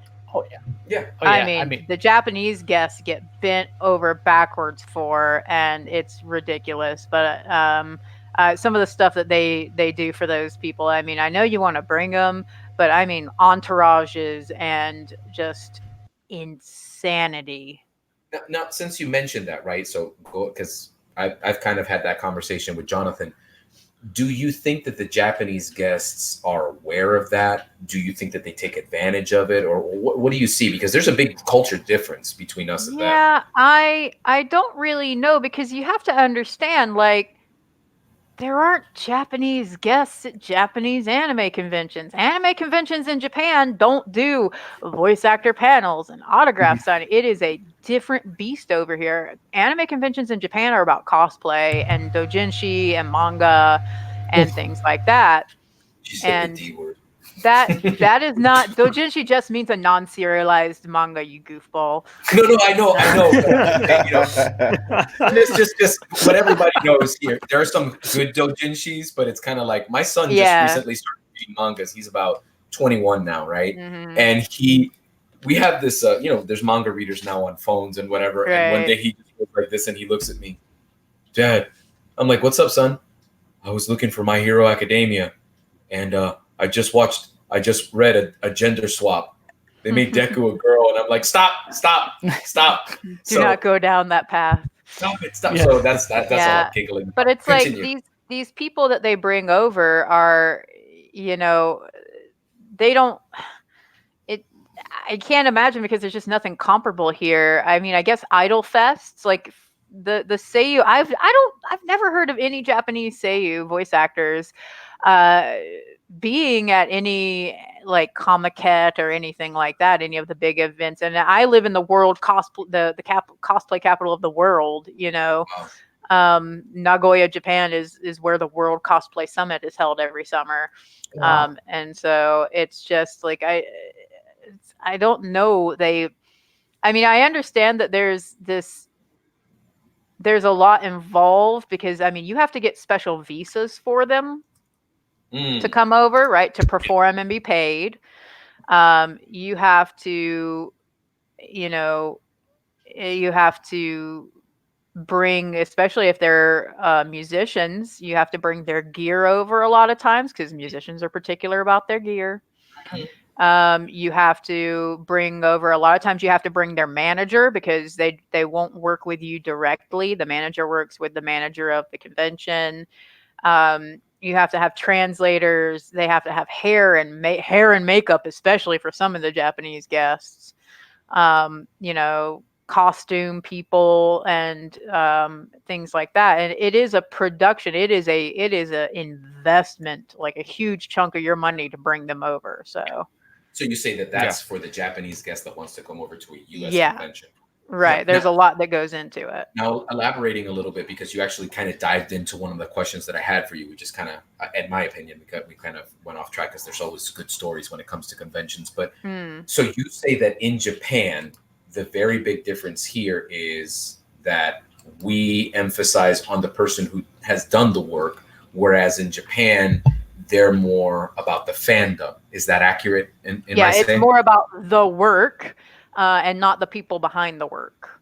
I mean, you have idol culture, so like the people who sing the songs and things like that, or if the voice actors do idol work where they go out and they perform and they do something other than voice acting. But yeah, it's just I can't. Since I've been here, I've never heard of like any convention that's been anything other than just basically like a massive cosplay event. Okay. Wow. Now That's wild. Now, in your opinion, and I don't want to put you in any hot water. I mean, I share my opinion, and it's like demonetized, as Aura would say.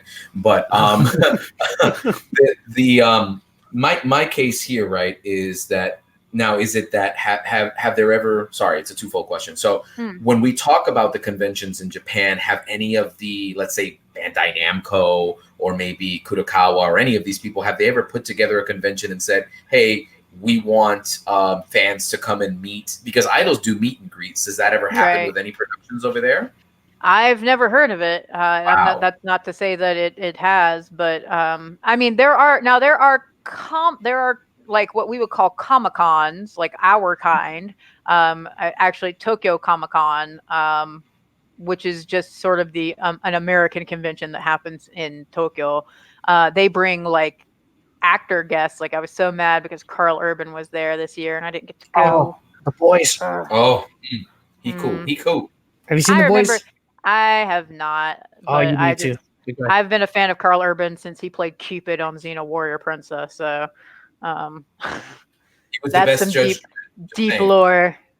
You need to watch The Boys. The Boys it's good stuff. I have to watch it when the kids is asleep. Yeah, it's a fantastic show. But yeah, I once saw Carl Urban in passing. One of my friends was driving transportation for Dragon Con, and they were stopped at a light, and she yelled my name, and I ran over. I'm like, "What are you doing?" She's like, "Oh, I'm just taking Carl somewhere." And I was like, "Carl who?" And I stuck my head, and I was like, "Carl Urban." That's so cool. Just like it's like slowly remove yourself from the window of the car, Erica. Don't. You're not that kind of fan. Not that kind of fan. Do not become what you despise. Well, sometimes we all just have our moments. It happens. We do it. Yeah. You can't help it. Yeah. I mean, what happened? No, at Dragon Con one year, I was standing in the beer line, and some British dude cut in front of me, and I was like, "Hey, what the fuck, or what the f you think you're doing?" And the guy turned around, and it was Jamie Bamber.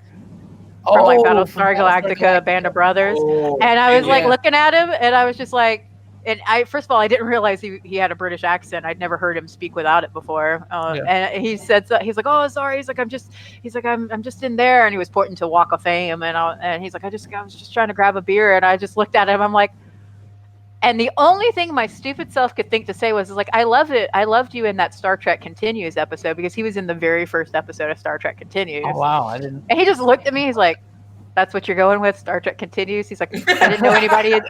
He's like, "I didn't know anybody had seen that." I was like, "Well, it was the most obscure thing I could think of off the top of my head."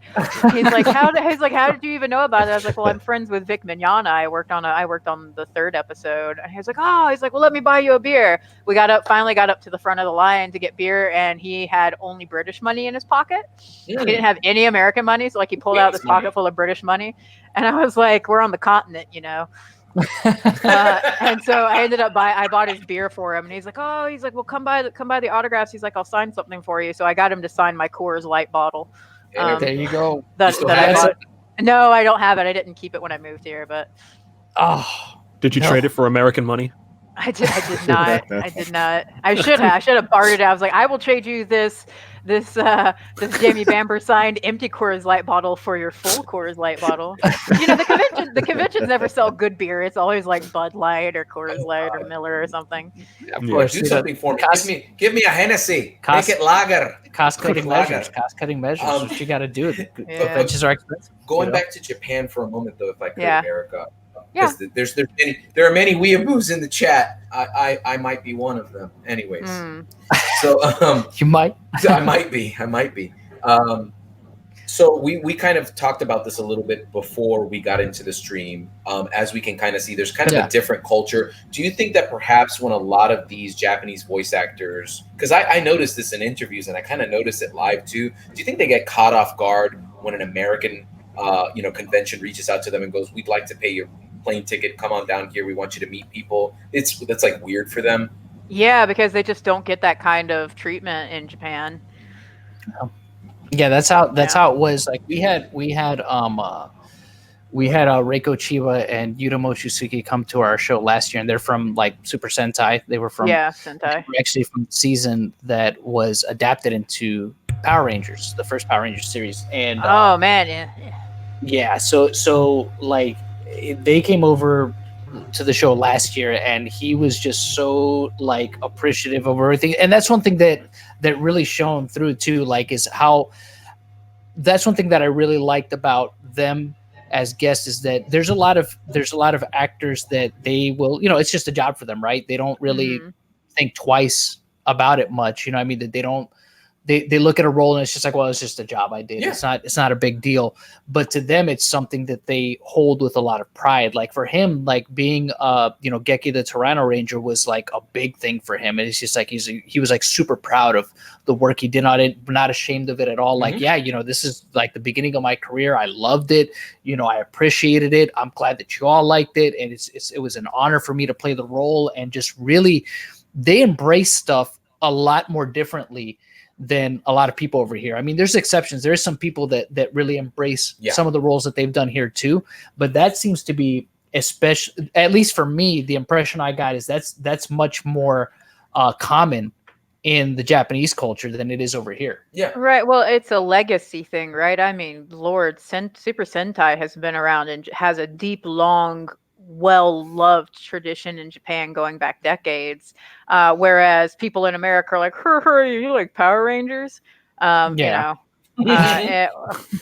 you watch cartoons for kids. It wasn't until like the age of Family Guy and American Dad that adults watching cartoons. I mean, Beavis and Butthead and Ren and Stimpy were definitely the pioneers, but it wasn't until the age of the mainstream adult cartoons that weren't pornographic that people became accepting of the fact that adults would watch an animated show. But the only thing about that is that a lot of the people that voice the characters for American animated shows are already famous actors, or they're already actors and they're just doing this as a side job. Whereas in Japan, they're not necessarily, I mean, it's the same way there. They're actors here, but they're also voice actors. But the American voice actors are a really weird niche because a lot of them are just voice actors. They're not Hollywood actors. They may have some acting or theater background or things like that, but there's not this tradition, of it. So I find that weird. You bring up a very important point that I think growing up I would bring up to Jonathan all the time, especially before the advent of the internet. Yes, kids, we're old. Yeah. But I think of it this way, the way that you point that out. Yeah, when I was growing up, I found it weird that I'm in my teens and I'm sitting here watching. My introduction to anime, at least American style, was Sailor Moon. It was great. The first season was great. Anyways, I found it kind of odd that people would say that, because I would sit there and go, did you watch the Flintstones? Oh, yeah, the Flintstones was great. I go, whoa, pause, my man, pause. Flintstones was one of the very first cartoons that was broadcast during the evening and was a cartoon that was more geared towards adult. They were the original Simpsons. Yeah. Right. And Hanna-Barbera would break the mold making cartoons like these all the time. So I found it really weird when my uncles would be like, oh, you like that stuff? And I'm like, what are you talking about? And it's kind of like a basic thing within our culture that I'm kind of glad we're getting away from. Yeah. But at the same time, like, is it like that in Japan? Because here's my other question. I've heard that being an otaku in Japan is frowned upon. Doing anything that is not productive to the whole of society is frowned upon in Japan. Yes. But the difference, there is a difference. You have to understand the difference between the word otaku and the word like fan is massive. An otaku is someone who is obsessed with something. A fanatic. You are obsessed. Yes, you are a fanatic. I am not an otaku. I would never call myself an otaku. I am a fan. I collect Star Wars stuff, but it's only, this particular character that's behind me, and AT-ATs. I'm a massive fan of AT-ATs.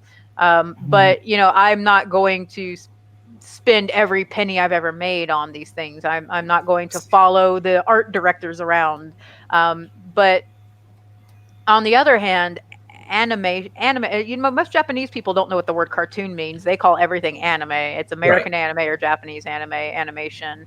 Because that's just what the word means. It just means animation. We're the ones that use it to just mean Japanese created cartoons. But there are cartoons in Japan that are made for everyone from babies to adults to X-rated adults. It's a medium here. It's a very valid medium because it was less expensive than live action. Correct. Right, it doesn't require you to pay actors. It doesn't require special effects. It doesn't require all this stuff. That was the medium that after, especially after World War II, it was the only thing they had available to them. Yep, they couldn't support. Then that's why really their movie industry has never moved forward, is because they can't compete. It's so much easier to make anime than it is to make live action, and because anime is already so deeply ingrained in Japanese culture, if it's not broke, don't fix it. True. Yeah. True. Yeah, You heard that, Microsoft? If it ain't broke, don't fix it. All right, sorry, go ahead. Oh no. I was just gonna point out, I was like, that's probably why they treat it differently, like culturally. Mm-hmm. Like they celebrate it a little more, like it gets released in theaters more often than we get that here. So that makes a lot of sense. So I don't know, it just clicked with me. Yeah, I get frustrated because all these movies come out over here and my Japanese isn't good enough for me to go watch them in the theater. I bet you your Japanese is way better than mine. I'm learning mine on Duolingo, bro. Oh God, yes. The shame of it all. But what do you? Duolingo is actually quite a good app. Learn how to teach yourself hiragana and katakana. Don't worry about kanji. Teach yourself hiragana and katakana. Teach them to yourself together. Learn the corresponding sounds together. So learn hiragana ka and katakana ka and all together. And it's easy to memorize. You could sit down and memorize it in a day if you spent a couple hours just doing it, because there's not that many. And Duolingo, and if you came over here, you'd be able to get around better than most people. Okay. We're still hoping to go at some point in time. Especially, there's some work that I want to do over there. Regarding something tells me that you're gonna burden me with being the one that has to speak. Maybe. Yeah. Possibly. Yeah. Manolo, hey, help me. We've been friends for a really, really long time. Pretty much a lifetime. 5. Yeah. So I kind of already see the assigned roles and the things that we're doing. But John would be the guy having a GPS on his phone and still whip out a paper map. So. Yeah. Gotta make sure, because the thing is, I don't trust technology. I don't trust it. Skynet, it's gonna happen. Tell him, Aura. Tell him. No. It's good to have those skills. The internet goes down, and no one else knows how to read that thing. No one knows. You have fun reading a map in a country where none of the roads have any names. I don't know what this says. I don't speak Japanese. So none of the roads have names. There's no names. There's no road signs. I don't know what I'm doing. Don't take my advice. Frustrating. I have a goal when I go to Japan. Do you watch some of the Japanese programming that's like on Netflix? You're not going to name the roads, are you? You're not going to go there to name the roads. No, I'm not going there to name roads. If I go there for Akina Pass, if I go there for anything, it's to make sure that they learn how to say coffee with the F's. Coffee. Yes, it's coffee. It's kohi. And no, thank you, kohi. Yeah, I know that's just called. There's no fu. There's no fu sound. There's only fu. There's no fi. Because my wife, she was learning Japanese for a little bit too. She told me all that too. I was like, well, I'm gonna go over there and I'm gonna teach them to say it. You have fun with that, because I've been here teaching for 3 years and I still can't get them to say sit instead of shit. So there's no s. There's no s sound like that in Japanese. John, you got to name the primary roads Coffee Road. So there you go. Kohidori. Coffee Road. Because I lived in Chicago. Of course, it's funny how people go, I lived in Chicago. That's part of Illinois, right? What are you talking about? Anyways, I lived in Chicago, Illinois for about 4 years, and I couldn't get my cousins to stop saying pop. Mm-hmm. It's soda, No, man, it's pop. No, It's cola here in Japan too. Oh, man. Coca-Cola. I wouldn't survive over there. I can't do it. It wouldn't happen. I can't do it. Just couldn't. No, I was asking, have you seen any of the like some of the reality shows that they have on Netflix? Have you seen No, any of because those? they don't have subtitles. Well, Of course obviously not. region over there. Because Yeah. you went expert mode. Yeah. And you I know what did. happened. I went hard mode. I didn't read the user guide. It's like no. Oh. No, 'cause Well, there's- it's actually funny. Some of them do have subtitles, but not the ones you'd expect to have subtitles. Oh, jeez. Have you seen Terrace House by chance? Have you seen that? No. Oh, you I'm need to watch not that. I'm not a big live reality show. Me kind of person. neither, but I'm very like Japanese reality shows really fascinate me. For like, there's this one that my wife put me onto called Terrace House. It's Mhm. like the real world, but in Japan. Yeah.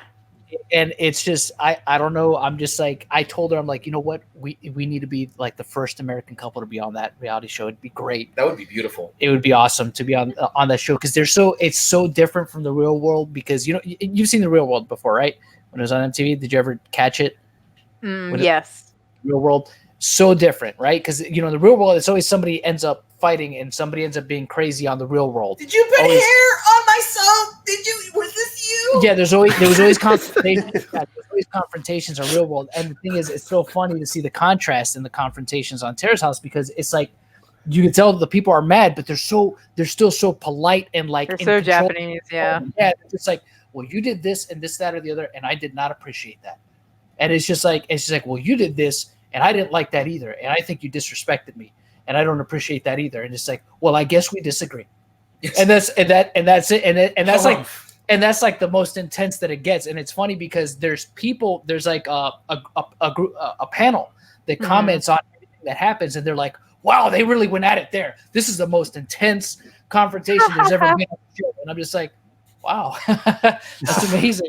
So I mean, you can speak to that. You can say that it's mostly there's never like shouts or outside of Rarely. And usually the only people shouting are either drunken businessmen on the train, foreigners, or sometimes if someone's being a really big jerk on the train and like taking up a seat with their bag when there's no seats, you'll get especially little old ladies will get real confrontational with people.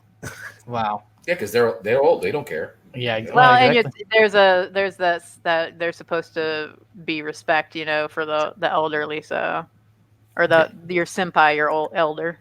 Yeah. Well, and elaborating a little bit more, just kind of touching base back on the cosplay because I kind of heard a little bit about what you say. And me personally, I enjoy cosplay. I'll go to a convention, I'll see people cosplay. Out of the 50 Batmans, the other cosplayers that are there, and maybe the 10 or 20 Catwomen.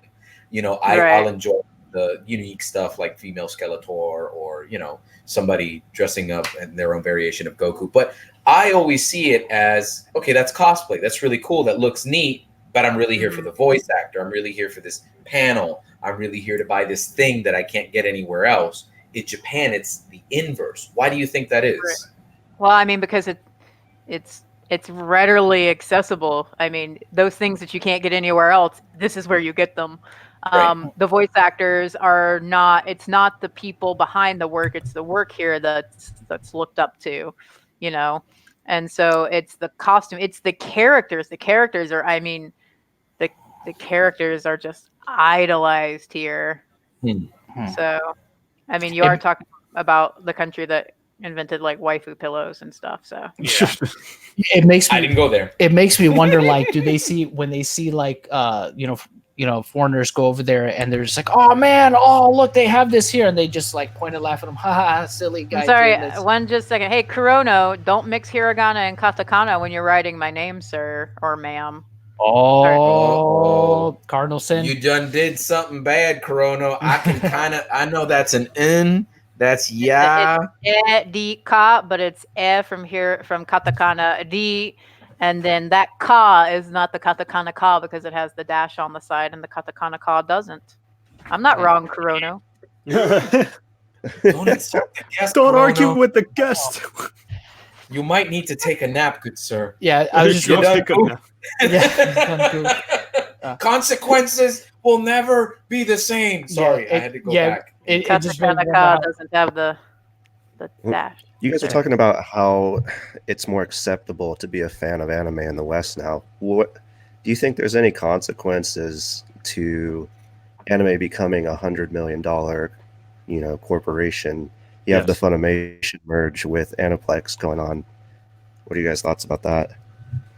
I mean, it's already a bajillion-dollar industry here, so.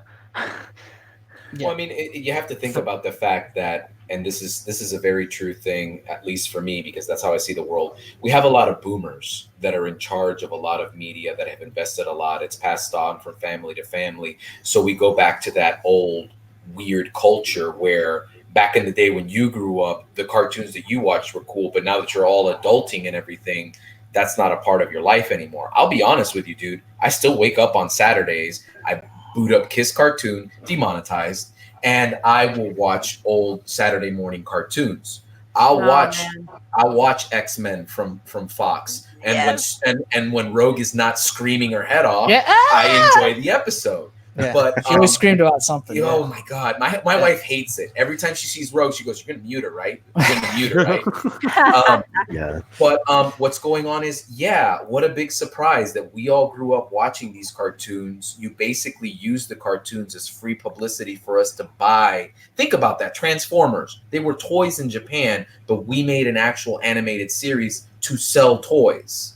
Yeah, well, we gave them an identity over here because it was just a toy line in Japan. Correct. So I go with BPM's point here that what a surprise that those kids grew up, were still interested in those things that allowed us to enjoy escapism, and now it's this multi-million-dollar industry, and oops, you didn't jump on the bandwagon, so now you got to do this, you got to do that. But I noticed that there's no real backtrack in these people, kind of embracing it. I think in Japan these things are embraced. Whereas here in the U.S., big companies still kind of treat it like that odd uncle or aunt that it's like, hey, this is a really cool thing. You like Naruto?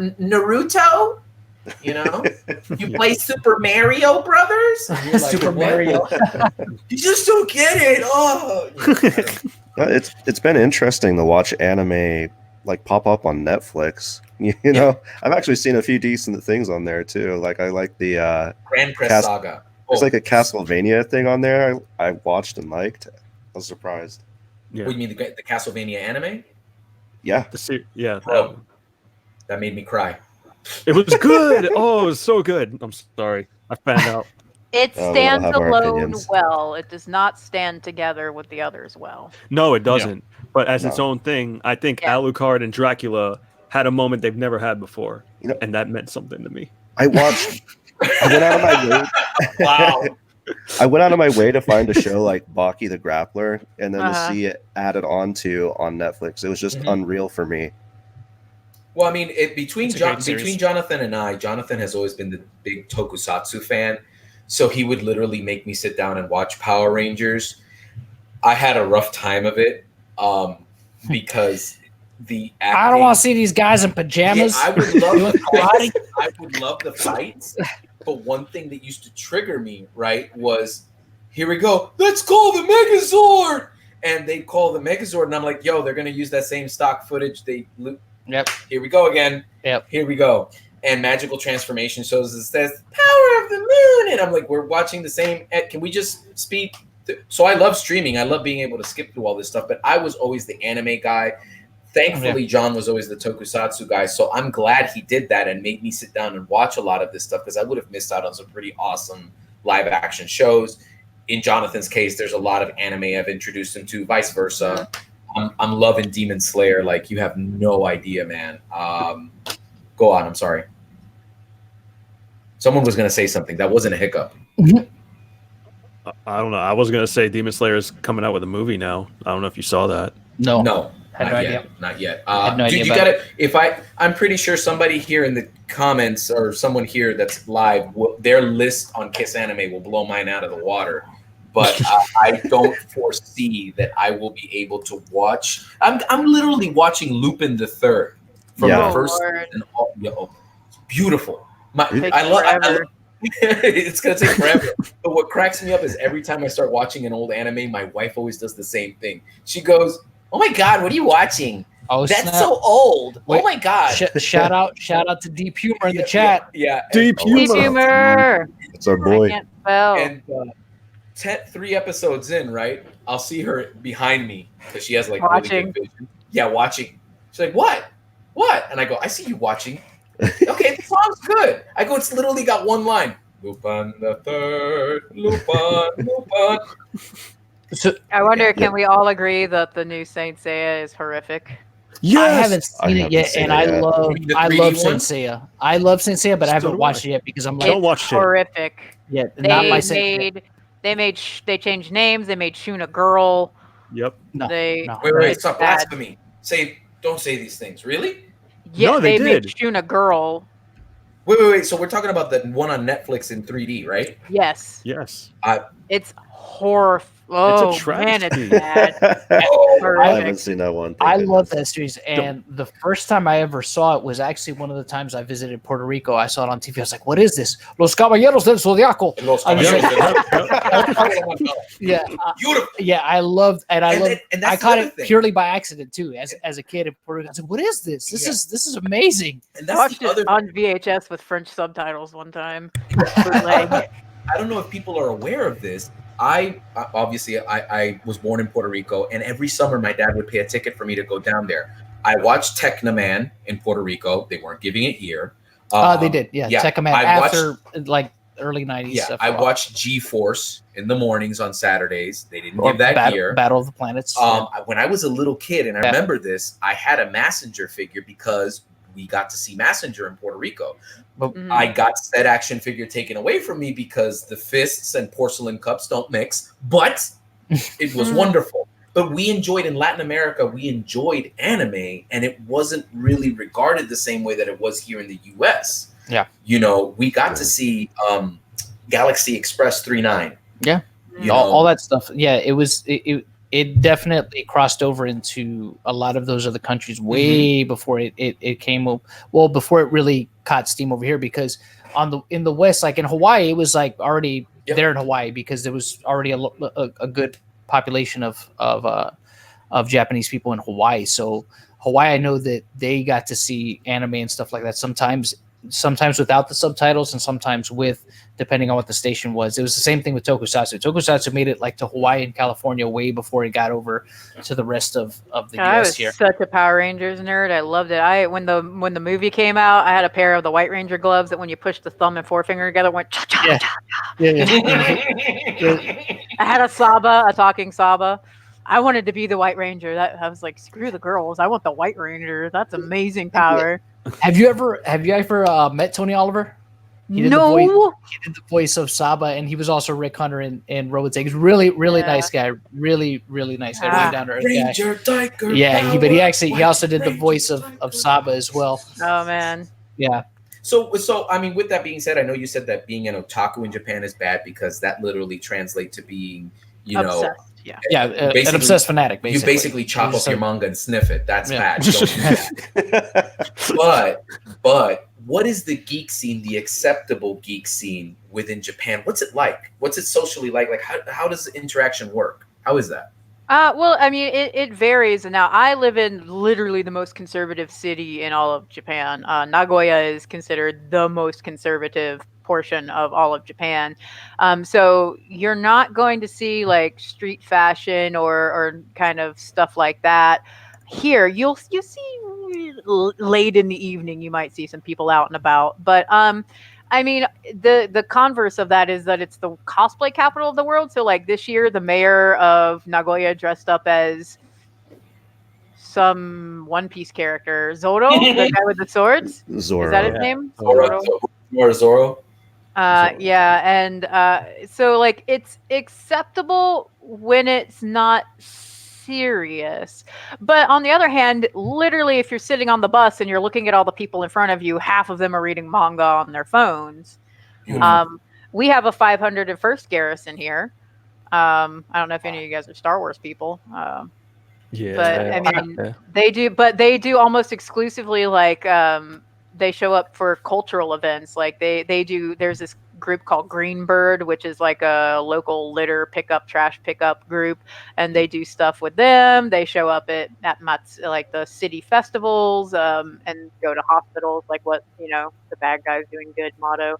But it really is. It's acceptable as long as it's in its accepted environment. So if it's the World Cosplay Summit, you can be in cosplay, but you cannot wear your costume on the train. You are not allowed to wear costumes on the trains. You're not allowed to carry props on the trains, or if you're carrying them, they must be completely concealed. So, for example, at Universal Studios, you can wear costumes anytime. You can dress up. You run into people dressed up as the no. What's that called? Attack on Titan. I like people. That's the song. The song just always pops in my head. You got the first part of the thing there. Yeah. It's like no, Jaeger, take a shot. Yeah. I think we're looking for Alan Yeager. Yeah. Erica Yeager? Aaron Yeager. Listen, that's it. We don't speak ill of Aaron. Just real quick. Good man. Just real quick, I want to ask, what would happen if you were to go out, right? Like, let's say, like you said, that mayor that dressed up for, in the One Piece. Mm-hmm. Yeah. What would have happened if somebody would have gone out there and pointed and said, "Otaku, otaku, otaku," and just repeatedly said it while pointing at him? Like a they never would. They never would have. That breaks the social contract. There's a word, I can't think of it. Kurono, do you know the word for the social contract which keeps everybody behaving properly? There's a word, and when you break it, people are like, you broke blah blah blah. But no, you would never do that. It's considered, it's just unthinkable. You wouldn't just call somebody out. Everybody's gonna look at you sideways if you're dressed up like that in public for no reason. Tatamai, yes, thank you, whoever, Nova Zero, Tatamai. Right. That's good because would you say Tatamai? I think it's Tatamai. Tatamae. I was just wondering because if it was something like the Salem witch trials where they were just going around accusing people of stuff, if they'd be like, no, because guy. By doing that you're also breaking the social contract, because you're having bad honor sort of by pointing out someone else's breaking of the honor, right? So when you say that Tatamae and all that other good stuff, could it be possible with your experience in Japan, would a situation like Vic's situation ever happen in Japan? Is that a thing? No, I don't know. Japanese don't care. I mean, they don't care. It's, the scandals that you hear about happening in Japan are things like taking bribes or doing drugs, or even being accused of doing drugs. Whew. That's right. That's you're on your knees bowing before the media, apologizing for the terrible mistake you've made, kind of things. Drugs especially. But other than that, no, I can't. There's just nobody. It's just nobody cares. I mean, and when you talk about drugs, anything, right? Like even marijuana. Anything. Yeah, marijuana is very, very. Actually, in fact, it's illegal to come into the country with it in your system. So, like, theoretically, if you were in Canada and you smoked weed at the airport, and then you arrived in Japan, and they body screen you when you come into the airport, you go through like this heat scanner and things like that. They're checking to see if you have fevers. They're checking they check the air that's around you and things like that. And if they think that you've smoked weed, because you don't have rights here, by the way. The police want to stop you, they stop you. They're not supposed to unless they have a reason, but their reason can be, we think you did something. Holy with no smokes. proof. Wow. And so you guys, everybody's like, it's Japan. I'm like, it's Japan, but I mean, you sacrifice some of the liberties that you have in America, But the thing is that you would just, if you came into the country and you had it in your system and they forced P-tested you, because they can do that, and you failed, then you are going to jail for a very long time. Wow. That's the one test we don't want to fail, kids. That's don't fail wild. the P-test. Don't do it. Yeah, exactly. Look what they're doing to me. Look what they're doing to me. Well, that's one thing. Actually, now thinking about it, like when the whole Funimation leaks thing happened, I noticed. I know that there was a what was the name, guys, of the Japanese voice actor that was talking about like um He couldn't getting believe it. yeah, that he couldn't believe it, and he was hoping to, or he was saying that he could contact Toei about like those leaks and stuff. Yeah. And it actually made, I think, some of the news on the websites over there. Yeah, it got onto Yahoo Japan.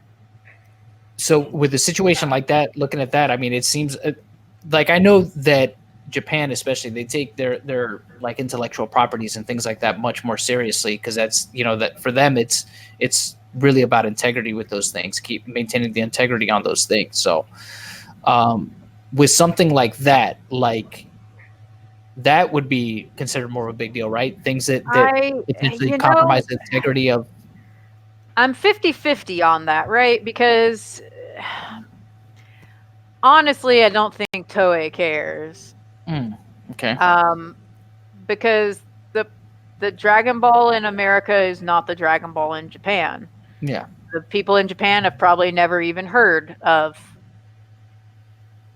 Christopher Sabat or Sean Schimmel, or they may have heard. I know Vic actually came over here to talk to the original voice of Edward Elric when they were recording Full Metal Alchemist. So like he's met some of these people, but as far as that goes, I don't know. I know everybody. I also shared it like Tuto, especially. I can't believe that political ad. Now that is one thing that I could see them getting upset about. Not even like you have to understand the humor here is completely different. Like the humor that was in those is not going to make anybody here bat an eyelash, but that political video is actually the one that I thought, if it was going to cause Toei to arch an eyebrow, it would have been that. I tagged them in that in Japanese, and then someone was like, "You sent that to the American Toei," and I was like, "Oh god darn it, now I got to type it all over again." But yeah, but that's the thing. Like I thought, if anything, that might have been the one that got on them. Yeah, because the thing with that, like, to me, I mean, I heard the leaks, and I think I can't speak for Broly and Aura, though I'm sure they're probably the same opinion. I mean, obviously we don't, everyone tried to make it seem like, oh, people are freaking out of them, they're not that bad, and they're not. I mean, I chuckled at some of them. For the most part, I thought some were cringy too. Well, but Deep Humor says it doesn't sound like the humor over there is very deep. It doesn't sound like it's very deep, very nice, very nice deep. But it, like, obviously, I mean, I didn't think it like, I didn't think nothing of it either. I'm just like, I'm not offended by anything that I heard in those leaks, but I understand like the whole, and that's the thing people were having a misconception about. It's just like, it's obviously not what's right. It's the double standard. It's the double standard. Yeah, exactly. Yeah. The hypocrisy in the fact that it's just like, this company doesn't follow their own rules. I mean, they'll do it for certain people, and for others not so much. They won't. I heard that there was some issues that Toei and a couple of the original animation studios were having in their lines, right? Because some Japanese studios are like, hey, you can take liberties with this anime, fill in whatever you want, aka Ghost Stories. Ghost Stories was brilliant. So awesome. I had that on bootleg VHS. It was amazing. That's the only way to own it. That's the only way. Anyways, or you watch it on YouTube. Anyways, there's others though that they want a very strict word for word, as close as you can get it, translation. And I know that a lot of them were having issues because Monica Rial, among other voice actresses, were taking they were like, I'm here fighting the patriarchy, and saying. Well, I don't think that was her. That was some who was. Whatever. Who was it? Isn't that Marky? Marky. It was Marky with Dragon Maid Kobayashi. Yeah, whatever. I know that there's been a couple of animes where they've taken a lot of liberties and kind of interjected things that were never meant to be there. And go ahead. I'm sorry. Right. Well, so my thing about that though is that actually doesn't, in my opinion, unpopular opinion, that doesn't fall on Jamie Markey. That falls on the director of that anime voice acting session.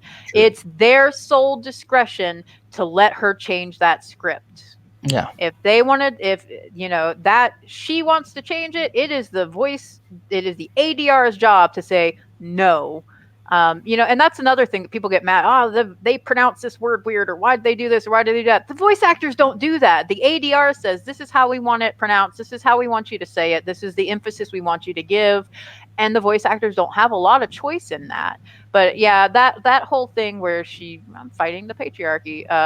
It wasn't the only instance. It was just it was one of the more popular ones that was brought forth. Right, but I believe that doesn't fall on the voice actor. It ultimately falls on the shoulders of the the ADR or the AD director that let them get away with it, because they have that translation comes through and the Japanese okay it, and then if the director allows the voice actor to change the lines, then that's on them. Yeah. So. No, that makes perfect sense. Yeah, it does. But she's still the one who's like pushing for it, though, right? So she's kind of the one that people. Well, yeah, that's true. But it's still ultimately the fault of the person who allowed her to make that. Yeah, who rubber stamped it. Right. Ended up rubber stamping it at the end. Corona says malicious hag. Malicious hag. But I think I think one of the biggest issues, and one of the things that we kind of saw that was brought forth with the leaks and with everything that's going on with Funimation is that, the hierarchy there is, this person's, my friend, and this person's this, and this person's that. There's not really that structure. Right. Yeah. No, I agree with you on that. It's very buddy.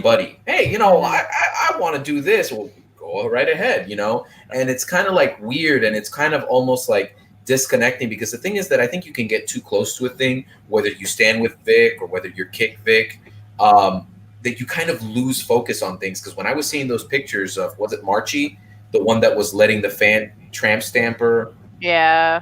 And then I don't even know the pictures they all took in the bed together, and I'm sitting here going, I had a Jackie Chan moment. I'm like, oh, what?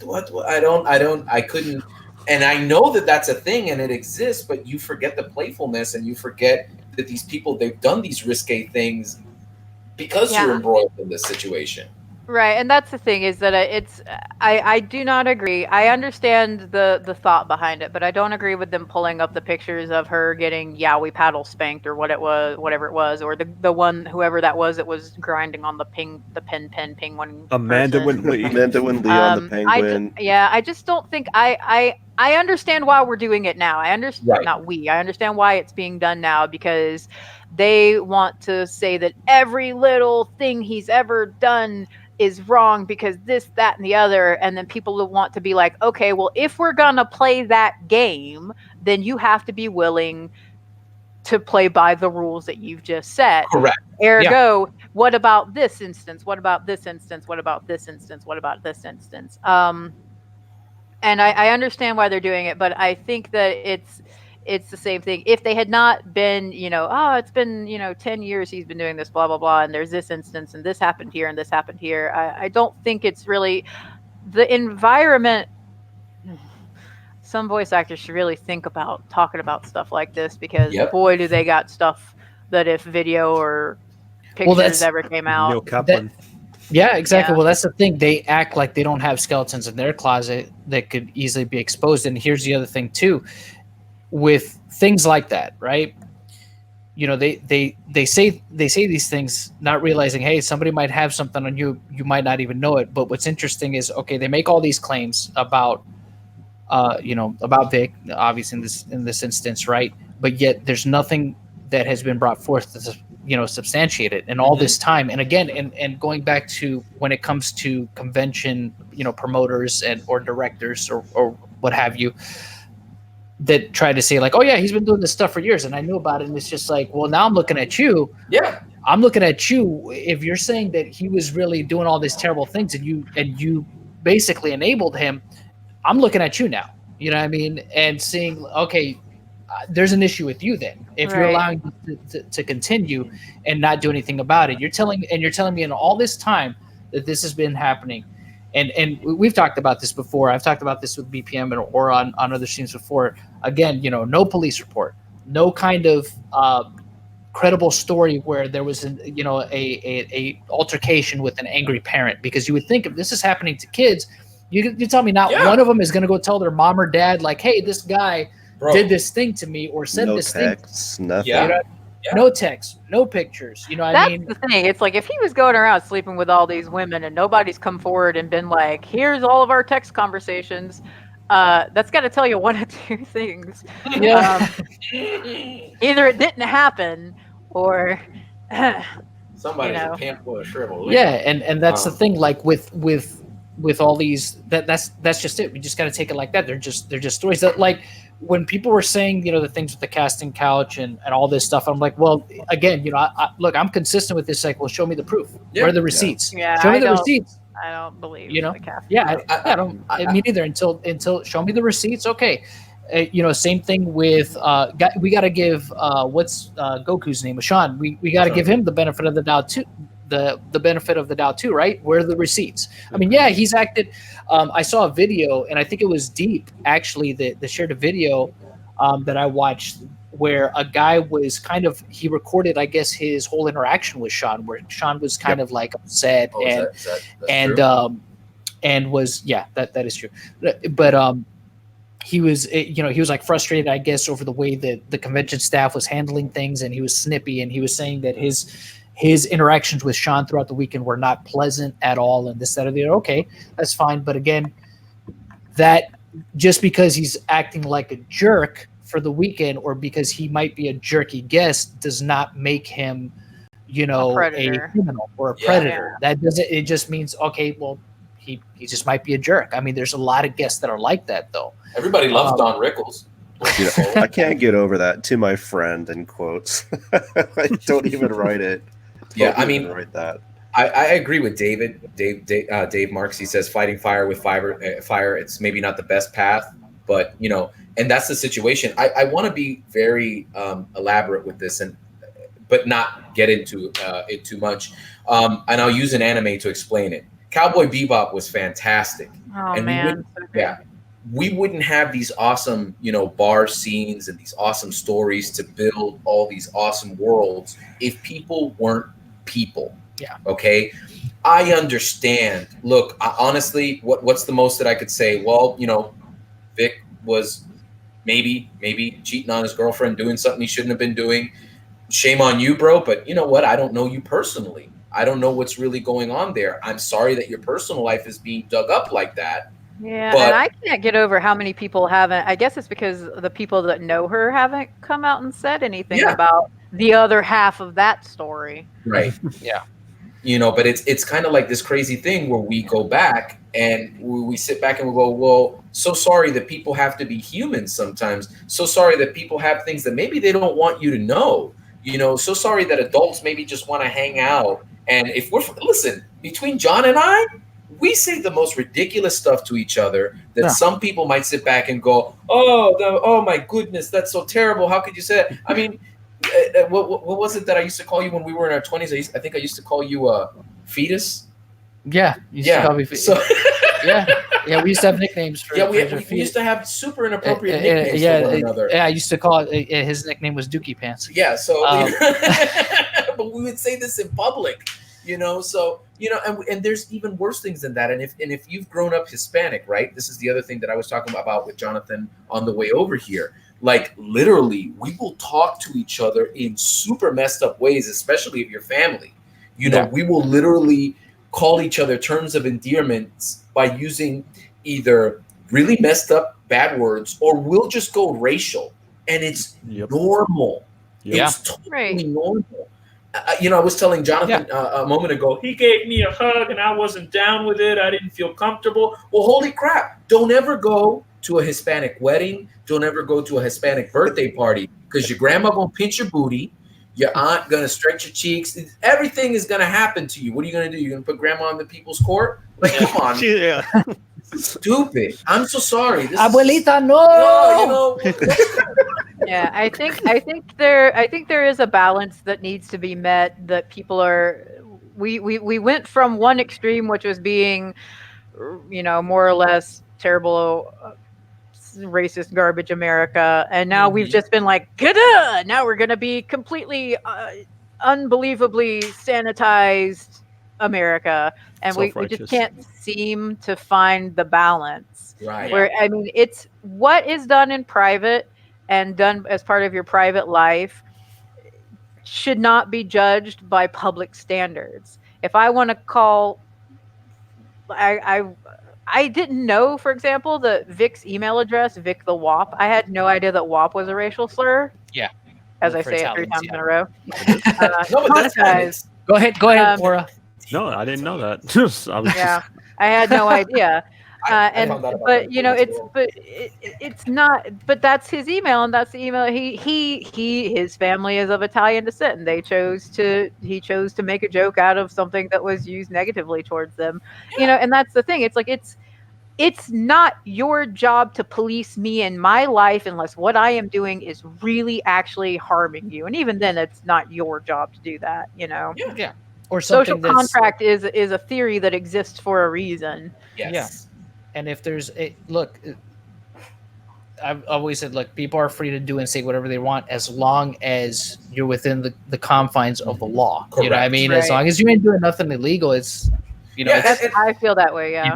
it's fair game. And truthfully, with you saying all of that, Erica, I mean, and I'm just curious about this, been curious about this since the beginning. What was it that led you to trade and want to live in Japan? What was it was it the culture? Was it just where we're at socially in the United States? What's the reason? Well, so we'll If have you to can talk backtrack. Yeah, we'll have to backtrack a little bit. I wanted to live in Japan, of course, because I was such a weeb when I was a kid. You know, I mean, we had a so yeah. I mean, I'm just saying, I can't diss my weeb roots because there's photos of me out there in full weeb mode somewhere. She's a Saiyan too. yeah. Go on. I'm sorry. But you know, I had a transfer teacher at my school for 6 months. A Japanese teacher came to my school, and one of our teachers went to a Japanese school, and we spent 6 months learning Japanese culture and history and stuff like clothing and tea ceremony and stuff like that. And I was like, oh, you know, and that's when I kind of started to transfer from being just like anime, Sailor Moon, to oh, this is really cool. You know, I like the music, I like this, and then I knew I wanted to teach probably from like my last year of high school. And then I did an internship where I taught in a fifth grade class for 6 months. And I was like, I'll go to jail. I'll go to jail. These little shits are gonna make me go to jail because I have a bad temper. I mean, it's slow to anger, but once it gets there, that's the end. And so I was like, this is not going to be the environment for me.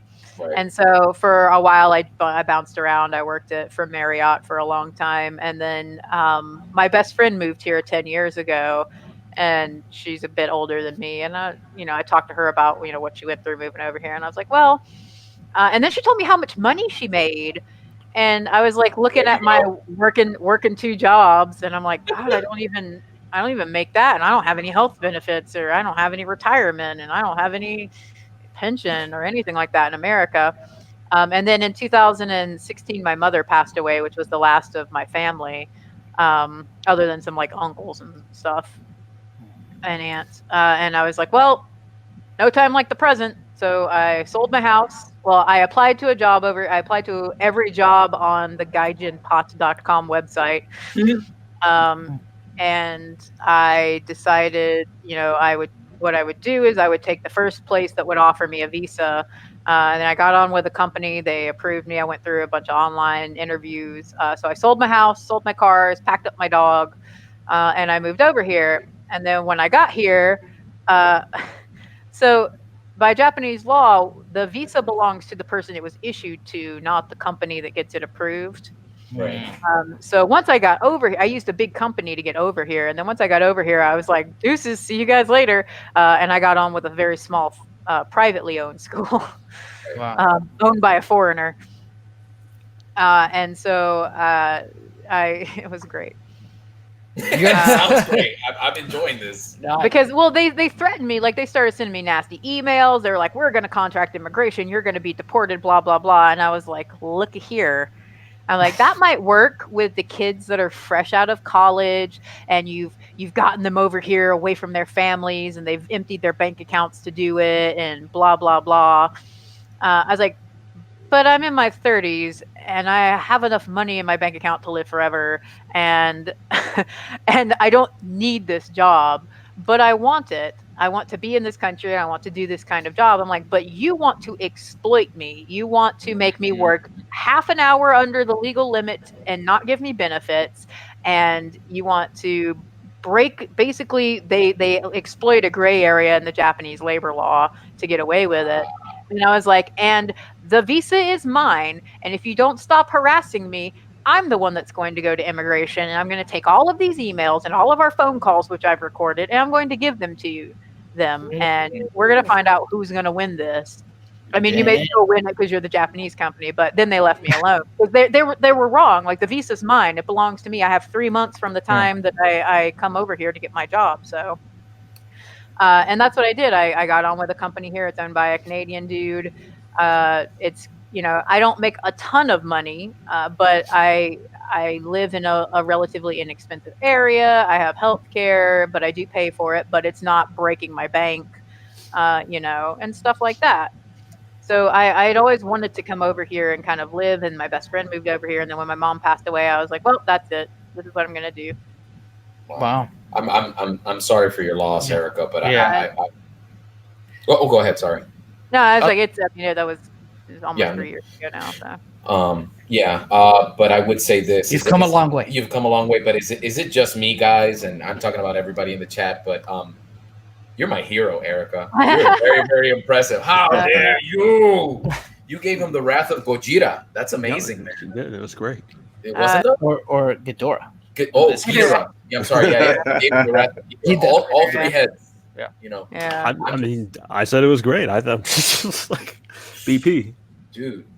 I know, that's awesome. I always thought it was the craziest thing. These guys who play the game, I love StarCraft. They went over to Cass in Seoul, Korea, and they lived there, and that's their thing. And it's not as kind of niche as that, but it's awesome that you took that leap. I guess you took that chance. It made it work for you. You went out and tried something. Subdued a company with like facts and logic and strategy. And that's my thing.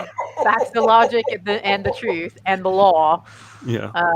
That's a lot of people are just uneducated on the facts. They come over here and they expect that the company that brought them over here is going to tell them the truth, and is going to take care of them because, wow, I mean, you paid for my visa to come over here and you helped me get my apartment and whatnot. But the truth is that it's a puppy mill in a lot of these big companies. They just grind their teachers until they're broken. And then when those visas are up, they're like, oh, there's always a fresh supply because there's always weebs in America that want to come and live in Japan. It's a very true thing. I have heard horror stories from friends of mine. I still want to go to Japan. Full transparency for everyone that's here. I still want to go to Japan, but you should never be ignorant of where you're going, especially if you're going across the ocean. I want to do all the weeby stuff. I want to definitely go to Mount Fuji. I want to ride the bullet train. John gets motion sickness. Well, whatever. You won't. No. The bullet train is smoother than an airplane. You don't feel anything. Beautiful. You'll be all right, Natsu. You can balance a quarter on the armrest on a Shinkansen. It's so Shinkansen is what they're called. Don't tell me those things. I will do that. You see, you tell me these things and I will do them, and then there's going to be that Instagram post. Anyway. Except going to the airport with like substances within you, that's not a good idea. Yeah. Well, see, no, I might go, but I might just have a bag of oregano. Okay. Don't do that. Don't do that. This is not America where the law says if it's not illegal, they can't arrest you, bro. I'm just a big fan of spices. Listen, don't. It's fine. I love spaghetti. You don't understand. I love spaghetti. Oh my god! Yeah, don't antagonize. Don't. You can get away with that because you're protected by the law in America, but in Japan, it's not the same. Yeah. And everybody's experience is different, especially so you're male. They're going to be a lot harder on you than they are on me, just because you're male and a foreigner, and you don't appear Caucasian. which is another big thing. No, I'm totally toast because I lived 10 years in Puerto Rico, right? That's where I met my wife and whatever. And I studied, I went to university. And even living in Puerto Rico, everybody looked at me weird. And it wasn't until like maybe after about a couple years I was with my wife pointed out a very wonderful fact. She goes, honey, the reason people look at you so weird is because you look like you're from the Middle East. You don't look like Puerto Rican. And then we got this guy over here who's, you know, super Caucasian looking, right? And you would never think that he's Hispanic. Growing up, that was tons of fun because people would come up to me, right? Start talking to me in Spanish, talking crap about this guy. He's like, hey, ¿qué pasa? ¿Qué pasa? They're like, oh crap, you're Hispanic. You're Hispanic. And I'm like, yeah, bro. You know, so it's kind of weird. But now that you've been in Japan for, you know, you're going on 3 years or whatever, have you thought about getting involved in Japanese conventions, like maybe volunteering and doing stuff over there? No. You're done. You're basically done. Would you stop the conventions over here? That was it. That was a wrap, right? If a certain person didn't own AWA, and AWA was like, yeah, you can come back and work for us. If they would, actually, fun story. I asked them. They made me an AD finally, an assistant director.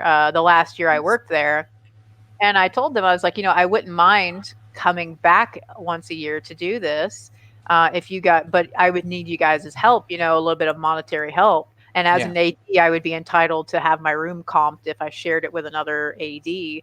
And they were just like, nope, we're not paying for anybody. We don't pay for the directors. We don't pay for this. We don't pay for that. And I was just like, okay. Then, you know, that was a whole thing. It was just it was heartbreaking what I ended up feeling at the end of all of that for a convention that I have been attending for half of my life. Wow. Literally, I had been attending that convention for half of my life and working it, you know, for another 9 years. And it broke my heart. I was just so disappointed. And to see what it's turned into now, like I've been being snarky on Facebook, which no one has access to because Kiwi Farms made me paranoid. So I locked down all my social media. But you know, it's not, you know, it's changed. And that's what happens when the conventions get bigger. But it's just moved away from being a family feeling event because it's gotten so big. Definitely. I mean, it's family friendly, but I don't think when the new management came in, they ran off everybody that didn't walk lockstep with them. Anyone that had been in with the old regime, they either put through the grinder to try to make them quit, or, you know, just didn't let them come back. We lost the entire guest relations department as far as the handlers go when Stan stepped down. And I was able to get one person to come back, but they had to recruit all new people. And it was just like, we'd built this group and we had these people, and then now it's become this big, like, with your day pass, you get access to this. But if you want to attend this concert, it's an extra $100. If you want to go to this event, it's an extra $60. It's just all this add-on stuff, and it's like the price of the ticket is insane. It's almost as much as a Dragon Con badge. I just like, and the comparison is just insane. And I've told this to another person, but what's going to happen there is that MomoCon, which is the other rival anime convention, MomoCon is going to become the anime convention. AWA is going to become the Japanese culture convention because they're pulling massive Japanese guests and music acts and fashion brands and things like that. And then Dragon Con is always going to dominate the Southeast as the mixed media convention. But it's just, and most of the people that they ran off went to MomoCon. So, you know, big con. See, I've seen that happen a lot too, especially because here in Florida we have more conventions than anywhere else in the U.S. per capita. Period. We have more. First it goes us here in Florida, then Texas, then California. What California has, they have the biggest conventions of the particular genres, right? You know, the Comic Con, you know, the anime, yeah, exactly, and all that stuff. But we have the most in terms of just sheer volume of conventions. There's a convention here like once or maybe even twice, 3 times a month here in Florida. There's always a convention going on. If you want to start something here, a promotion, and it's a good state. It's a good state. It's a good state for it. But at the same time, right now we have a serious oversaturation of conventions here in Florida, big time. In order to stand out, you have to provide something that no other place is providing, because we have so many Comic Cons now. We have so many anime conventions. Forget about it. We have way too many here. You either got to go big or go weird. But I've seen that what you're talking about with conventions, when they get away from that, that's when it's when a convention loses its soul. Basically, I've seen that. That's exactly what happened so many times with conventions when they get to a certain point, because the show was sold to somebody else who didn't, you know, they weren't there at the beginning, so you know they basically they bring in their rules of what they think the convention should be, and the whole atmosphere changes completely. What's beautiful about a convention that starts from the beginning is, and attendees will always notice this too, when you attend smaller cons, the beautiful thing about it is, if you like it and you continue to go with it, you feel more connected to the show because you see it grow. There's more of a sense of community around it when that happens. But when it gets to that point where it gets, you know, I guess more corporate-y, that's when that's when they lose it. That's to me is when they lose their soul. It's not to say that all conventions that's happened to, because I've seen big conventions that still have some of the spirit, but something is definitely lost when things like that happen, especially when there's a big change in management.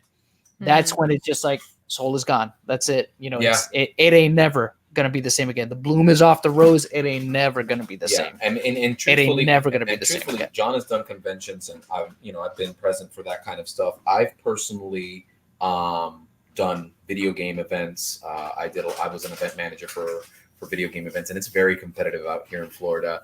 But one thing is, I always had my regulars, and my regulars would stick around because, number one, they liked what we did, and personally, they liked me. They liked the people that we worked with. I was that type of person who was like, okay, well, come on in.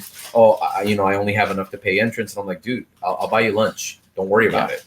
Right, and that's it. You know, it's these people are volunteers. They're. I won't forget the first year that Faisal took over AWA, they were like, okay, well, you guys can't eat in the green room anymore. That was always the thing. We had to be available for 4 days, for 24 hours, but we got to eat in the green room with the guests. We were fed. We got to drink in the green room. We got to enjoy the green room party. Like, we did a themed night each night, like a party for the guests. We got to enjoy that. And all of that went out the door when Faisal came in. It was like, you don't get to eat here. If you can come. And finally, like I complained, I was like, you can't expect me to be available to stay in this hotel, which has gone, when I first stayed at that hotel, it was only about $75 a night, and it's gone to almost like 200 and some change now for the attendee rate. I'm like, you want me to be here for 6 days?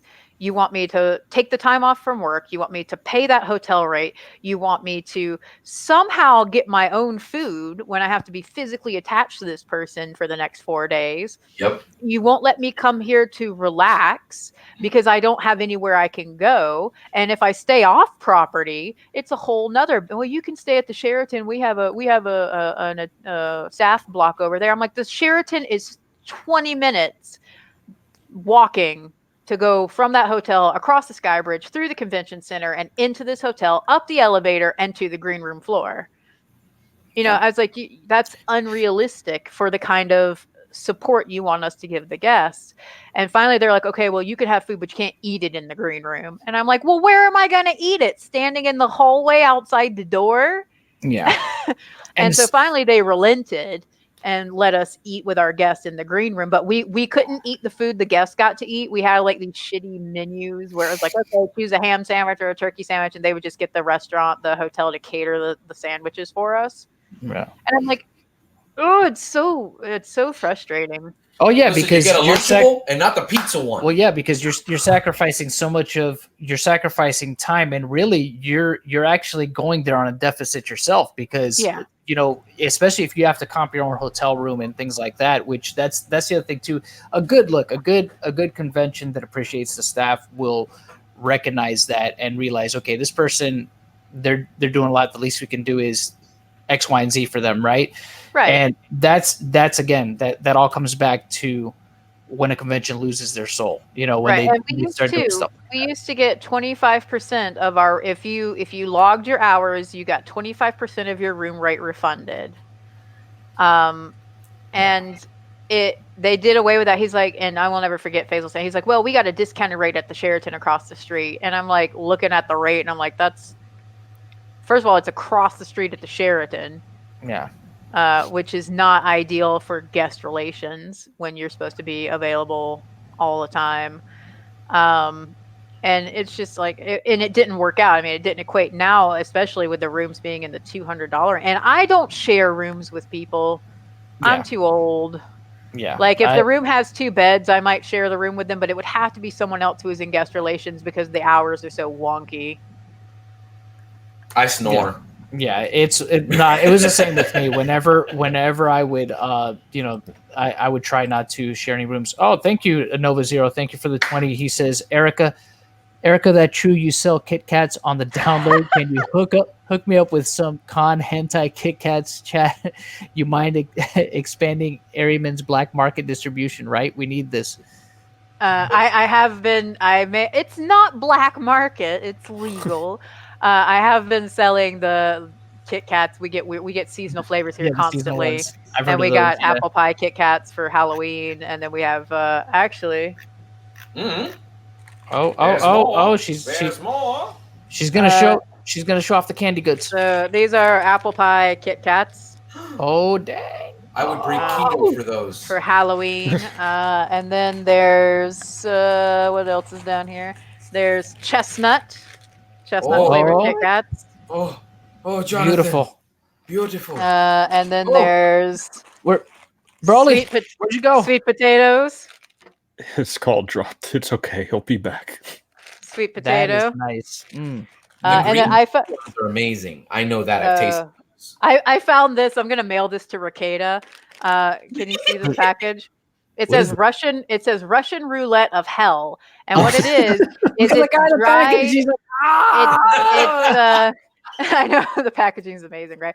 So it's Russian roulette. So 1/5 of this packet is burn your mouth hot, and then the rest of it's just normal. Right. But you don't know which ones. Wow. I know he likes spicy stuff, so I saw these in the store yesterday, and I was like, I've never met Nick Relocating, but I enjoy his stuff, and I think that he would really appreciate Russian roulette of hell snacks. Yeah, I love that. Oh, that would be great. live on stream. These came from Miss Erica McCord. Yeah, what?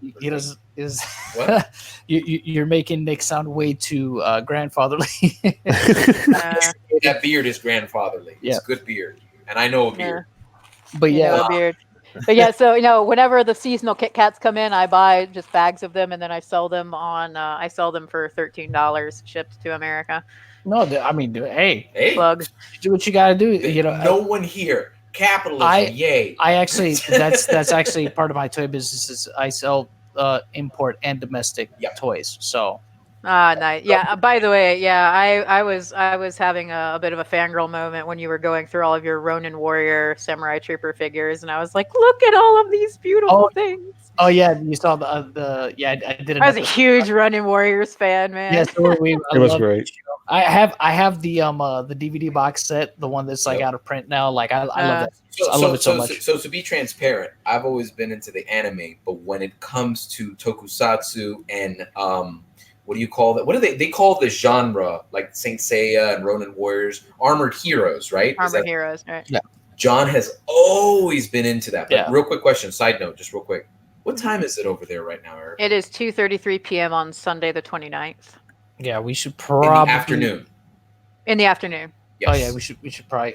we'll wrap soon Yeah, here we because gotta- we kind of went over a little I bit. I feel really bad. You guys haven't really talked to the other two who have just been very politely waiting in I'm the waiting background. for them. See, They're the thing allowed is, to step up to the mic. step up, guys. Come on. No, I don't want to ruin it. We had a good thing going, and every time I say something, I derail. Why do you always feel like you're ruining things, Ara? This is the first time that you and me have talked. Why do you say that? Why? I haven't ruined anything. I mean, I'm going to be just completely honest. I'm a filthy casual. I came into anime watching Dragon Ball Z. So what? And now that I haven't seen that many, to be honest. I wouldn't call myself a weeb. I never knew any voice actor names, except for maybe Chris Sabat and Sean Schemmel, because that's the one I got into, right? Yeah. Yeah. It's been a journey, and I wish I had never got involved on Twitter to see how these people interact with each other and just the kind of things that they throw out there into the universe. Yeah. Almost everybody has TDS for starters. Yeah. Yeah. It's sad. It's funny that I was talking about this with Jonathan. I mean, maybe you guys might not know this, and I'm not going to get into details. It's up to Jonathan to really talk about this. Jonathan is very, very conservative. There's no secret about that. And the thing is that, like I said, we've known each other for years. Mhm. I am very in the middle. I am very in the middle about so many things. So oftentimes I'll see people at both extremes, and I just sit here and go, "Are you all insane? Yeah. What the heck is Right. going on? Why can't you guys figure this out?" I've voted on both sides of the party lines, and to me, what has always mattered is, what do you believe in? If you're being honest, that is, what are your policies? How are you going to help me? And how much money do I get on my tax return? Yeah. Okay. I don't really care what you do behind closed doors, as long as it doesn't affect me or my family and the rest of the states, the rest of the people, the population. But I don't know, man. I feel like we've all collectively lost our minds. See, the thing is, like, for me, I've never been a person to really care what other people are doing. Like with what's going on with this whole situation, it's not that I don't care, and I know I'm beating a dead horse here when I've said, for me, I'm for facts and evidence. I'm for truth, whatever that might be, even if it's something that's unfavorable to somebody that I might like. So that's it with me, and the thing is, with this whole situation that's happened, I just look at it like, well, show me the facts and evidence, and we're good, we're golden. And it's not to say, and I understand the mentality of people that look at it and say, well, where there's smoke, there's usually fire. But you know what? Sometimes it's just smoke and mirrors. It's not actually smoke and fire. So it's,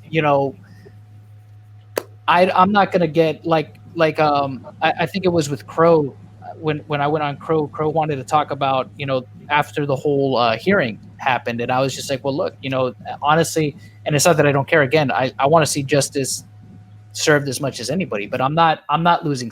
I'll be honest, I'm not losing sleep over it, because truth of the matter is, the ones that should be losing sleep over it are the people involved, which, in this case would be Vic, and Monica, Jamie, all Funimation, all them, and their lawyers. That's it. I mean, it's really out of everybody else's hands. And I understand people getting emotionally invested in the situation, whether because they're friends and of Vic, or have met him, have good feelings, have had good interactions with them, and have financially invested through the GoFundMe or whatever. That's good. But remember something. There's got to come a point in time where you got to kind of pump the brakes a little bit, take a deep breath, and realize, look, it's really out of our hands, and you just things got to play out how they got to play out. And for me, I always try to look at it. Look, take the positives that you can from the situation, right? And there is positives to take away. For me, one of the biggest ones is how much this spotlights the hypocrisy of the company they all work for, which is Funimation in this case. It really puts a spotlight on that and exposes them for even more for the hypocrites they are. Where before there might have been rumors, right, of all this stuff that they might have been doing. Now a more clear light has been shown on that, and I think that's a good thing. And again, the fact that Vic fought back is a victory in itself, instead of just laying down and dying and letting people just, dance on his grave, so to speak. He didn't just let people. No, if I can just add a little bit to what you just said. Go ahead, brother. Yeah, also nothing that they said has been proven against Vic, and if anything, more opposition came forward. what is it? I like how Jordan Eshelman today, he stated, did you notice Monica just completely abandoned the narrative with Stan Dolan? Like, Yeah. she didn't even she didn't bother going, oh, you're mistaken or you're not remembering right. They just dropped Stan Dolan completely. Yeah, they no longer spoke about it. And the same thing with you, right, Erica? I don't think you've even come up anymore at all. Nope. Nobody's made any counter statements to my sworn declaration, and so Yeah, so everything like I has been. said, he was just stirring the pot. That's all. He's hated Vic for a very long time. He's never liked Vic. I've known that. So he was just looking for an opportunity. he was just virtue signaling. Yeah. There you I go. feel like, I mean, that's what this whole thing's been about, right? People talk about Pretty how much. there's been this like openly known secret or whatever. I don't know how they word it, but when you have your semi-superior going around telling people that, you know, they're talking crap about your sexuality and they're calling you a pedo, you know, that's somebody's first interaction and acknowledgement of a person is this person he's got this notoriety to him. Yeah. Sabat, Yeah. you know, I'm just gonna take Chuck Huber's word to be a little bit more credible, because when he's making this statement, he's the one who has something to lose. Let's be honest. Everybody else has everything to gain, because that's where the politics align in that organization. So at least when they're like taking sides, he's the only one who has something to lose coming to say these things. So I find like what he has to say more credible, even though I don't really know anything about either party. Yeah. Like, But you honestly, you actually know you've met Chuck before, right, Erica? Yes,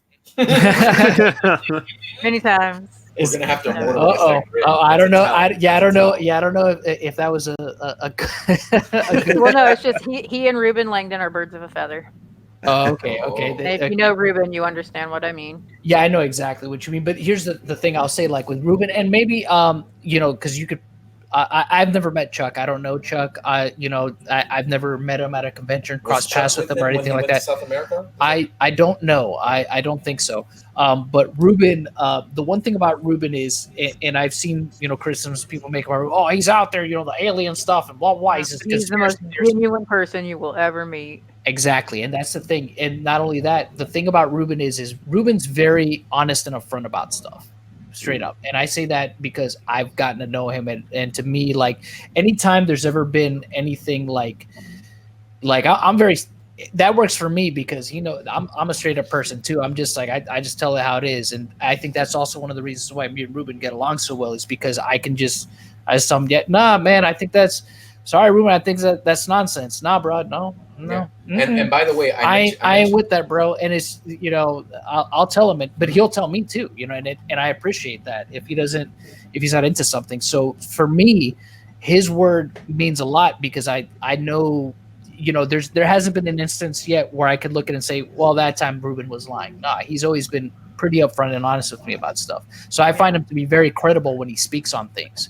So what I'm getting around to asking you is, from your interactions with Chuck, would you find Chuck to be a person that would be credible through your experiences and you know, personally interacting with him and speaking with him and being around? I would never think that Chuck were insincere about anything. So, like I said, he and Ruben are birds of a feather in more than one way, and they're just, no matter what their personal beliefs are about things, they're two of the most genuine people you'd ever meet. So. Got another one from TJL Screwjob. Thank you. He's asking, what are your thoughts on Nick saying, if Funny just says we lied we were lied to about Vic, that we will help Vic get jobs at cons? I don't think it will, since people like that Faisal guy literally don't care. I think that if they back that up by also not allowing their voice actors to continue defaming him, you know, the damage has been done. There's no wibbly wobbly timey wimey reset button.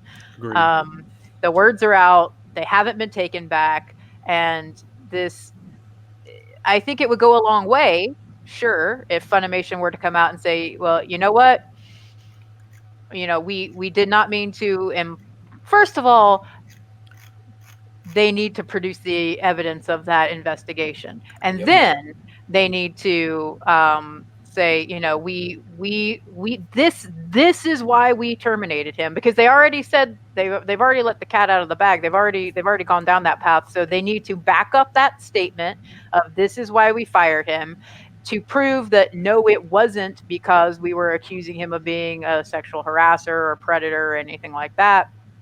And then they need to just, you know, let their contractors know. I don't think they're not contractors, they're employees, but the way the business relationship between them works. And I think that they need to make sure that their contractors / employees, if they are doing anything that could harm the brand, they need to cut the ties with them. Yeah. I mean, Monica Rial and Jamie Markey and all of these people have done more to harm the Funimation brand than any accusation that was ever leveled at Vic. Yeah. Yeah. Thank you so much for saying that. No, That was very great. true. Like, I mean, Yeah. yeah, I'm a filthy casual, but I bought video games and stuff. I've bought some art. I bought I've other been consuming stupid the shows. collectible box sets. Yeah, like we bring our friends into this stuff, you know, like even like when I was a kid, I kind of got made fun of for watching Dragon Ball Z, you know. I was one of those guys, like, even though I didn't really get into a whole bunch of other things, like I was one of those guys who helped pioneer that, I think, in like the social setting. And yeah, I mean, we were the generation probably that was like, let's make an anime club and let's meet on Saturdays at the, you know, the local rec center and watch our bootleg VHSs. And I thought Dragon Ball was like the unifying anime, you know? That's the one you didn't get made fun of. Like Pokemon was the one you go down. yeah, we definitely made fun of people for watching Pokemon. No. Like, Here's the crazy thing, since you guys bring that up, right? So Jonathan and I, like, God, we have lived in Orlando. He still lives in Orlando. You know, I've lived in Orlando forever and a day, and now I moved up. Don't dox me, bro. I'm sorry. I didn't say where. what'd you say his address was? No. I'm Yeah, super right. disappointed that after my talk, not a single person sent me a Three Musketeers bar. Ugh. Oh, I'm sorry. I didn't So know. sad. I was gonna buy some Kit Kats from you. I swear to God. No. But no, I've gotten closer to the mouse over here in Florida. So at least in my case, this is what I want to say. Like, we grew up and literally we would go. We would get on the bus, half-hour ride, go to our version of Chinatown, right? Viettown. Aura knows it. I know exactly what you're talking about. You know what I'm talking We about. would go I there know with exactly what you're talking about. and we would pay $20 for 10 to 20, $10 depending. to $20. Depending. Excusez-moi. John was the one working at the time. We would go. We go there, ride the bus, pick up a tape, which maybe had 4 or 5 episodes. Like 4 or 5 minutes of 4. bootleg fan subs Yes. at the import Fourth store. generation. Yep, Because we exactly. 4th, couldn't- 5th generation tapes with the thing going on. You know, No But- tracking, no amount of tracking work. exactly. Yeah, we were the people who made them possible. Yep. Mhm. And the thing is, back then, I mean, like for me, for us growing up, they was not still not socially acceptable to be a video game fan, be an anime fan, any of that stuff. You're still ostracized and like, oh, don't talk to that dork. Sometimes we would get so hyped though, dude, that we would make 2 trips. Yeah. Okay, 2 Yeah. trips. Okay, and then because for everybody else, they were fine with waiting for on the next episode of Dragon Ball Z. We were like, no, we can't wait that long. We Yeah. can't. Yeah. You know, we had to watch the rest of it. So, I mean, the truth of the matter is, guys, this is what I'm really trying to get into. Oh, and by the way, I know I said this at the beginning of the stream. Ruben's toe is Ruben's theory of everything. Theory of everything. Oh, Or- yeah, I get it. Or as Dan Southward, COE, theory of everything. yeah. Yeah. Or as Dan Southward would say at the end of the Devil May Cry panel, well, okay, you guys can go to the toe thing. He's going to talk to you about aliens and a bunch of crap, you know. Yeah. Game is life theory. Yep. But what I'm trying to say is, yeah, we made a conscious decision that, hey, this is what we like. We don't really care what anybody else thinks. We don't care if we become social outcasts. I remember being a kid. Jonathan can tell you this. Playing Battletoads and hooking up my NES to my VCR and recording myself playing Battletoads and going, one day I'll be a professional gamer, speed running Ninja Gaiden, doing all this stupid stuff, and my mom sitting there and saying, Speed running Ninja Gaiden. yeah, which I can still do, by the way. I still do. Oh my god. Um, Screw that game. The birds, it's easy, just jump and slash. Anyways, the point is, you know, my mom's sitting there saying, there's no such thing as a professional video gamer, and you're not good enough anyways, and who would pay to watch you play video games? Well, now a multi-million-dollar industry called esports, ever heard of it? You know, it's a thing now. Yeah. It's a thing now. So, I don't know, man. Or even just playing and sucking, you know? No, yeah. Man, I thought I was amazing because I could beat Felix the Cat on NES. Like, you know, I want to be the little tank. Pew, pew, pew. No, yeah. I mean, pop culture and the things that used to be kind of like it's a waste of time. It doesn't benefit society at all. Like it's all like evolved to being very popular now. And you're not a nerd anymore. There is no such thing as a nerd anymore because it's all normal. So. I gotta admit, it maybe I'm alone on this, but I feel like the terminology of being a nerd is sexy. It bothers me. I guess I enjoy it, but it bothers me at the same time because now it's cool to be a nerd, and I don't necessarily dig that. I see these Instagram girls and guys that wear their glasses without any lenses in them, and they got no shirt, six pack, you know. And I'm sitting here going like, I don't know. That's so ableist. I need these to see you. You know, there's an ab underneath this. There's somewhere in there. There's at least one, but you know, I don't know, man. It feels like it's cool. I'm glad we're accepted. I'm glad people enjoy what we do now. But I still feel like to get that connection going with people, because it doesn't matter what your age is, right? You know, but depending on certain things, yeah. Well, no, believe it or not, you know, because like if it's consent, you're an age man. There you go, Erica got it. Anyways, what I was going to say was there is like my daughter, for example. Obviously, she's very young. I can share things with my daughter and enjoy things with my daughter, and there's this genuine enjoyment that she has with it because she doesn't care about status. She doesn't care. She's like, my goodness, for goodness sake, she's reading Oron High School Host Club for the third time. She doesn't care. And I like that there's individuals like that. I've met kids that will listen to old 80s music. And, you know, I just saw, you know, you have that Baron Munchausen. God, I love that movie. The Adventures of Baron Munchausen. Amazing movie. We'll talk about like that kind of stuff. And I'll sit back and go, you know, I can get along with this person. This is pretty cool. They are not into geekery to pose or to pretend. It's just something they genuinely enjoy. I don't know.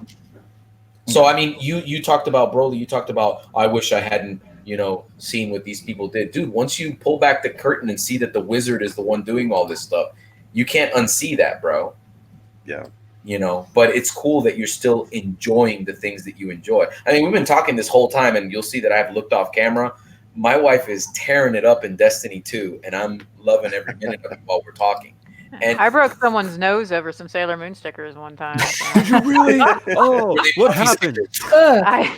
I went to like we had our store, right? It was called Game Quest. It was where you bought your anime rental VHS, and they had gotten in some Sailor Moon stickers, and I bought some. And when I went to school the next day, I had them in my Trapper Keeper. And I showed them to like my friend. I know, right? Balling with my Lisa Frank Trapper Keeper. Street cred. There you go. And so I had shown them to one of my friends, and you know, those desks, they have like the racks underneath that you put your stuff in. And when class was over, I got my Trapper Keeper and I went out, and we were on break, and I opened it up and my stickers were gone. Didn't know what happens. Like, someone stole my stickers. I mean, logic dictates that it's probably the person behind you, right? I mean, you can't reach those things from the front. And so the next day, lo and behold, the girl who sat behind me had Sailor Moon stickers on her notebook. And at this time, it gets better. At this time, my school was like a massive L, and different grades were divided by swinging doors. And so I told everybody that I trusted, I was like, look, guys, I was like, you either need to leave the classroom before me or wait until I leave and don't be behind me. And so I waited, and like I went out that swinging door right in front of her, and I held it like I was going to hold it open, and then I slammed it as hard as I physically could into her face. You're and a I broke her gangster. nose. Good job. And when I got sent to the principal's office, and the principal was like, "Erica, would you like to?" I mean, because this is before you would go to jail for something. Now you'd go to jail for that. But back then it was just like, "Erica, now why did you slam the door on such and such's face?" And I was like, "Well, she stole from me." And they're like, "Well, can you prove that?" I was like, "Go into her book bag and take out her notebook, and you'll see that there are some Sailor Moon stickers on it. And those are imported, and I bought them from the store in Augusta, and she stole them out of my trapper keeper from under my desk." And I don't know how she didn't think I was going to notice, because I was literally the only person in the school that liked Sailor Moon. I was in like a middle of nowhere redneck kind of place. And yeah, and they were like, "Well, Erica, if someone steals from you, you need to tell the teacher." And I was like, "Why?" I mean, it doesn't involve the teacher.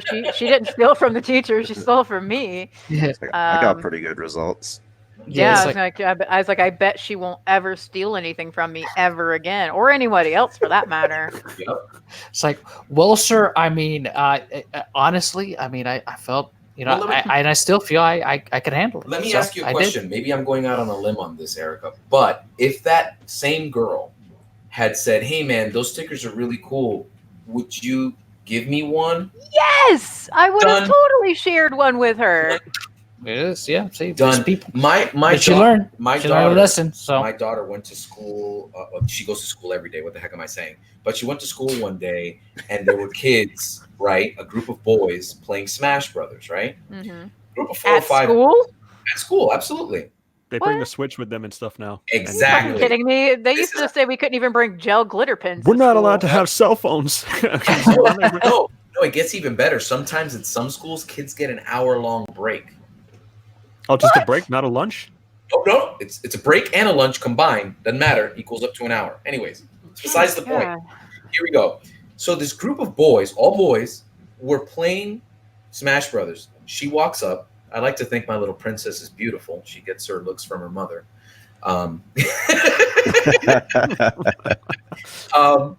And if you would believe, obviously, she just stood there, watched them play, and they turned around and noticed, "Hey, what's up?" And she's like, "Oh, I really love Smash Bros. I would like, I'd like to. Do you want to play?" They invited her literally, and she's like, "Yeah, guys, there's a girl that wants to play Smash Bros. Make room, move."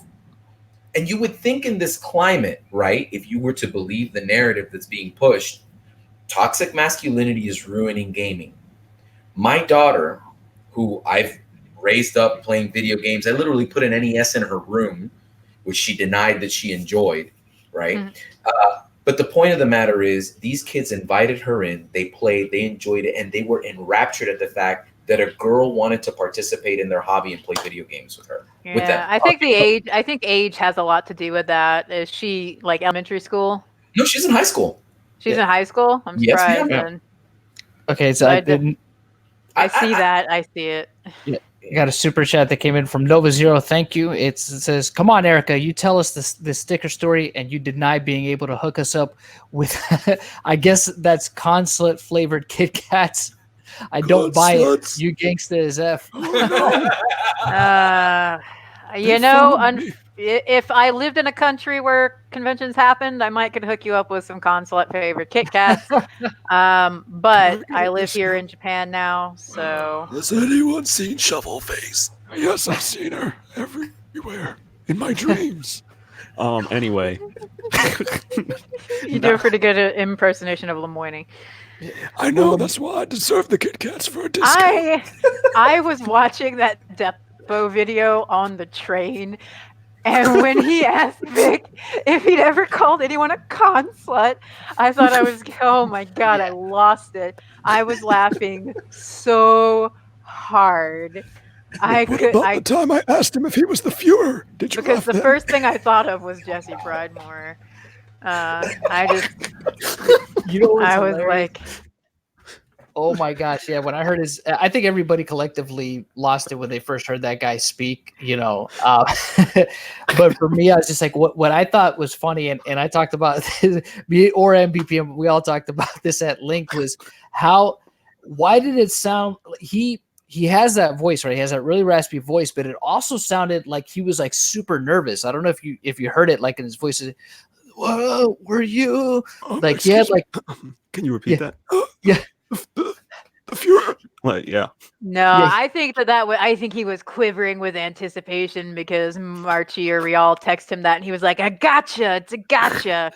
I'm gonna get him." It didn't work, guys. Which one of you is making that voice? I am Origami. I am Origami. Origami, you're a champ. making that noise, not even the voice. I can't. So it's only like blinking. I'm also watching the YouTube. I'm going back and forth, so I'm not seeing which voice is blinking in real time. No, it's fair. I'm good. I'm good with that. Good hair. Are you secretly West Nile Chan? Lemoyne is one of the lawyers. He's the lawyer for Ron and Monica, and he apparently, legit had like West Nile virus. Mm-hmm. And it messed him up. And it damaged his lung function. Yeah, it damaged his larynx, so he, either that or he went to the Chewbacca school of learning how to speak. But he has. I can't believe he led his freaking go at it in the court with, well, let me tell you my West Nile story. Yeah, apparently that was his opener. Like he's like, Your Honor, I got to tell you about my West Nile. I would have liked if Chuck would have been like, I don't care. Just I don't care about your West Nile, which I think he kind of did, didn't he? Or no, it was something else that he didn't care No, about. it was the trash fire. It was the trash fire slide presentation, PowerPoint presentation. He did it's like he brought a meme. He brought an argument that was aimed at people like in their 30s, not a judge in Texas. Like if I had been the judge, I would have found that quite amusing. But I don't think, however old Judge Chup was, could really appreciate that. He was, since his response to "Do you know what anime is?" was like, it's the Japanese cartoon things. Yeah, it was. I have to fill you in on everything, but so apparently West Nile virus gives you the voice of Principal Vickers. It did something. It damaged. It causes damage. Yeah, it messes. Like basically, he instructs like a deep breathing yoga class. Yeah. Oh no. That's hilarious. But I'm sorry he went through that, but it sounds awful funny. It is really funny, especially if you hear him in the depositions. It's like, so you wanted to sue these grind those women into the ground. You want to sue them into the dirt, and Vic was like, thought he was so clever, like who else paraphrasing Nick. Yeah, exactly. Lemoyne, he thought he would. Oh God. Anyways, that was sounds like a circus show. Sorry, we're at the 3-hour mark, so we got to start wrapping this up. But I can talk for the rest of the day because it's only 3 p.m. here. Oh no, yeah, of course, yeah. I gotta go to sleep. I gotta take him home. But we'll go ahead and start wrapping up here. I guess I'll give a chance for people to ask any last minute questions. Get them in real quick here, and we'll go ahead and leave it off with that. So I apologize to the chat if I wasn't too engaging with the chat here. Ask any questions you guys have to Erica or any of us while we're still on here for I guess let's say 3 minutes, 5 minutes. I could definitely talk forever. I don't know if you guys understand what my job is, but my job is literally to talk for 8 hours a day about any subject I can possibly come up with. So I'm still standing. Yeah. I'm Slim Shady. Yes, I'm the real Shady. $5 and I'll sing whatever you want. Like that's Lemoyne in Lemoyne. You'll sing it in Lemoyne. Wow. We'll always love you. That's it. That's all I can do.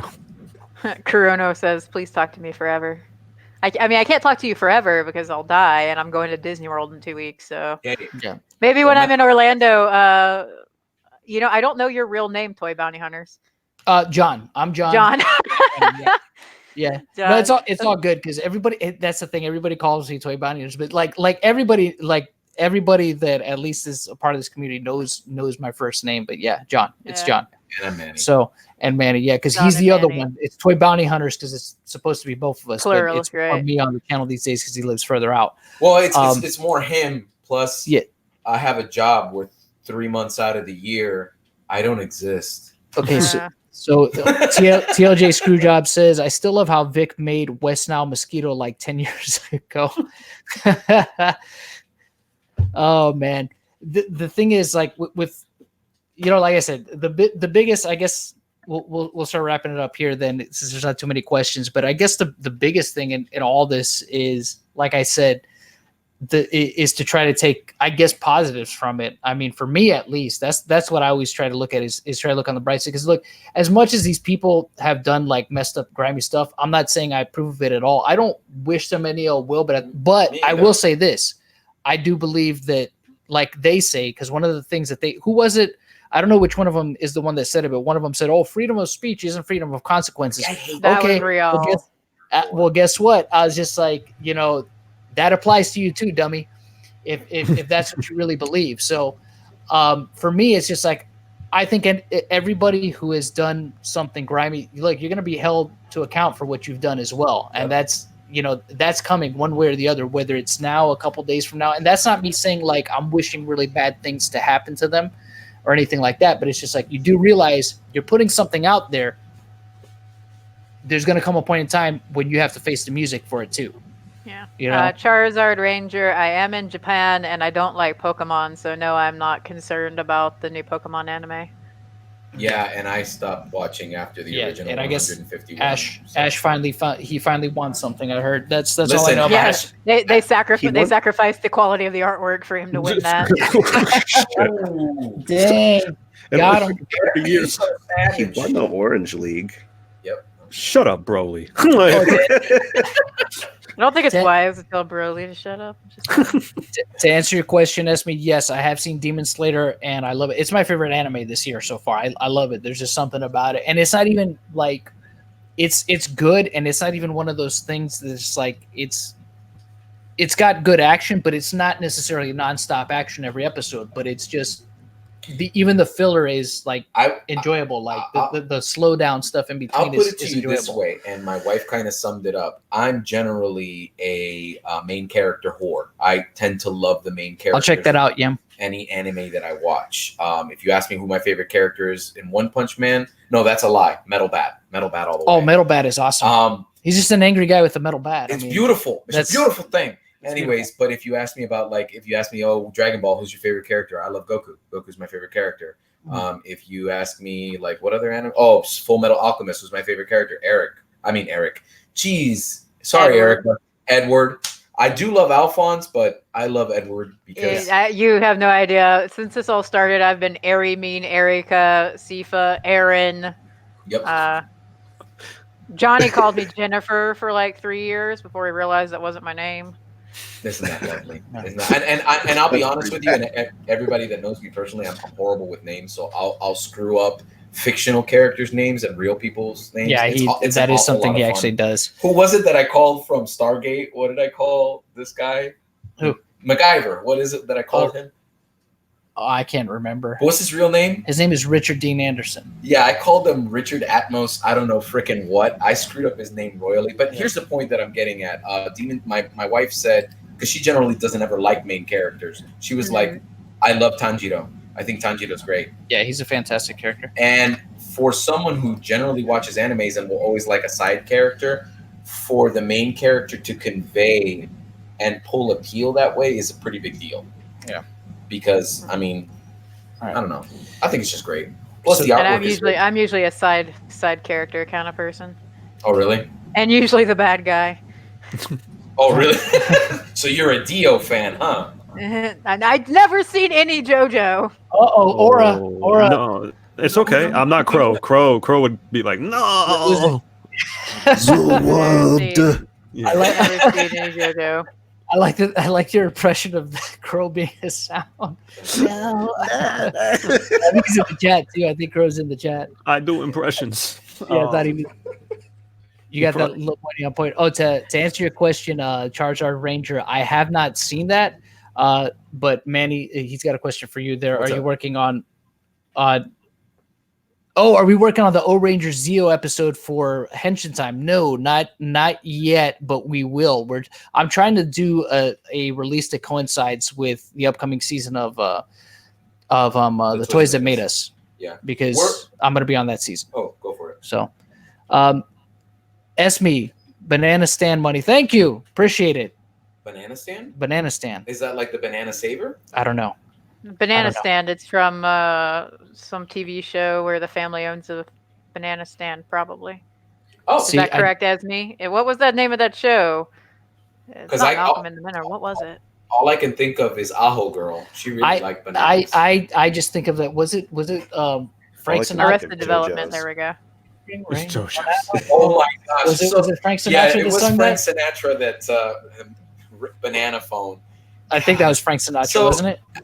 Somebody could correct us in the chat. Ring, ring, ring. As it stands, phone or something. Just a little bit of trivia here. John and I have very different musical tastes. John is stuck in the 80s, and sometimes we'll visit the 70s. Well, I mean, I love my old school. There's nothing wrong with that. Love me my old school hip hop. In my case, I really, really like metal, but I like a lot of progressive and weird music. For anybody that's out there, I kind of dig Throbbing Gristle. I'm really weird. You like Rammstein? I don't even know what that is. Throbbing Gristle. I know what Rammstein is. Sounds like a really disgusting turkey. It's a very experimental and old voice group. But yeah, no, I like King Crimson. I've listened to lots of weird stuff. Skinny Puppy's pretty awesome. Here's the point that I'm getting at. I listen to a lot of weird crap, and sometimes I'll show Jonathan, and I'll find weird stuff in the most obvious places. I downloaded, legally, possibly, the entire Frank Sinatra. Oh wow! Torrents. Torrents. I downloaded every single piece of music Frank Sinatra's ever made, and I found this wonderful song called Banana Phone. Oh jeez. It's wonderful. Yeah, it's ridiculous. And around that time, I was rediscovering my interest in Salvador Dali's artwork. Oh.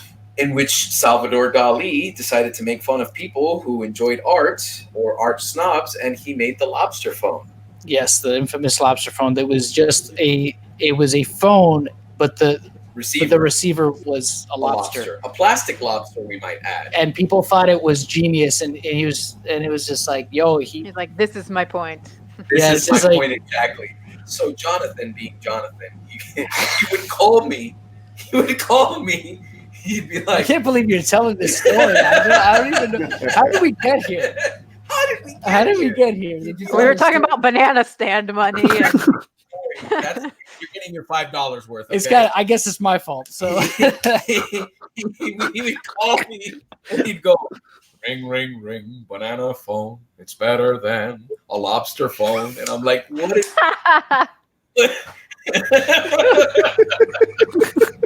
we gotta end the stream. We're done. I'm officially sleeping. I'm talking about banana stand. Who don't know? Yes, I do like Queen. Mama. Yeah, Queen. Ooh, didn't just kill the man.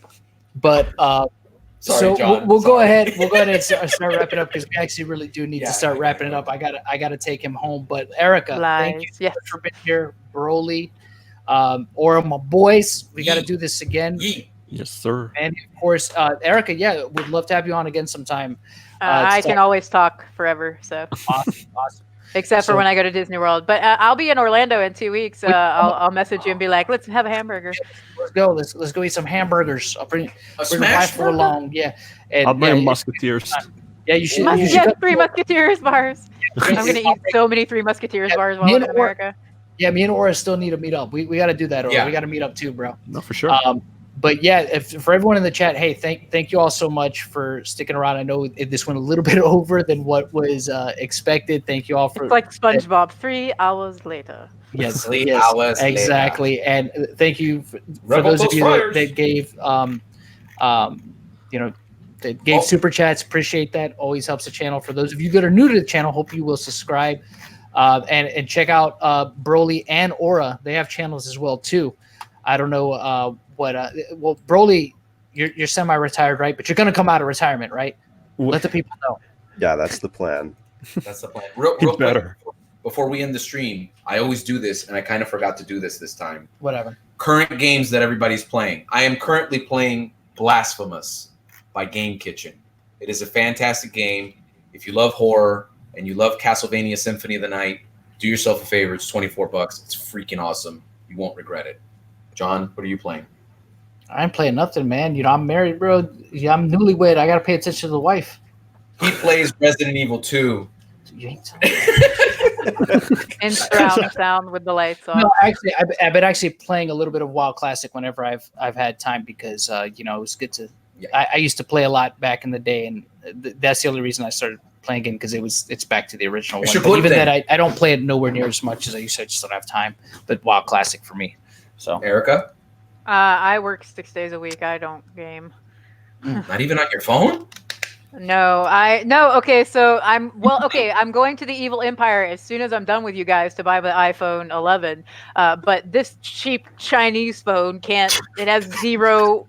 It is. It's the cheap phone from Costco Japan that cost me like $100 that I needed a phone when I first got here, but I didn't want to get a contract. So it can't. It has no processing power. It explodes when I try to run like Facebook on it. So. Oh Lord. Jeez. Raleigh? I'm playing me some WoW Classic, some Oh, Dauntless, bro. and some StarCraft too. bro, we gotta meet up in the world of Azeroth. Hoarder Alliance. We Or bro, you spoke the magic words. don't. Bro, if you hoard, I ain't want nothing to do with you, bro. All right.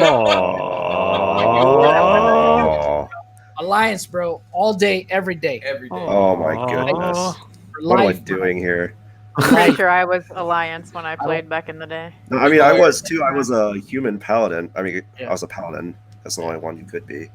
I don't mess with the hordes. Now, funny story though. Initially, when I started playing WoW, I did want to play Horde, but then everybody that I knew that I also got in the game played Alliance, so I was just like, well, why not? I'll play Alliance, sure. And I did, and then I was a human. And everyone's like, why would you be a human? It's so normal, easy. I was like, because they're real. Because they're real. They really exist. Yeah. So. And It sounds too much like playing Terran in StarCraft. Yeah, that's fair enough. Terran Marines are nasty, bro. Yeah. You Well, get that one upgrade, so- everyone's dead. So what about you? What about you, Mr. Aura? Oh, Marvel Ultimate Alliance 3. I take the Switch with me to work and play when I can on breaks.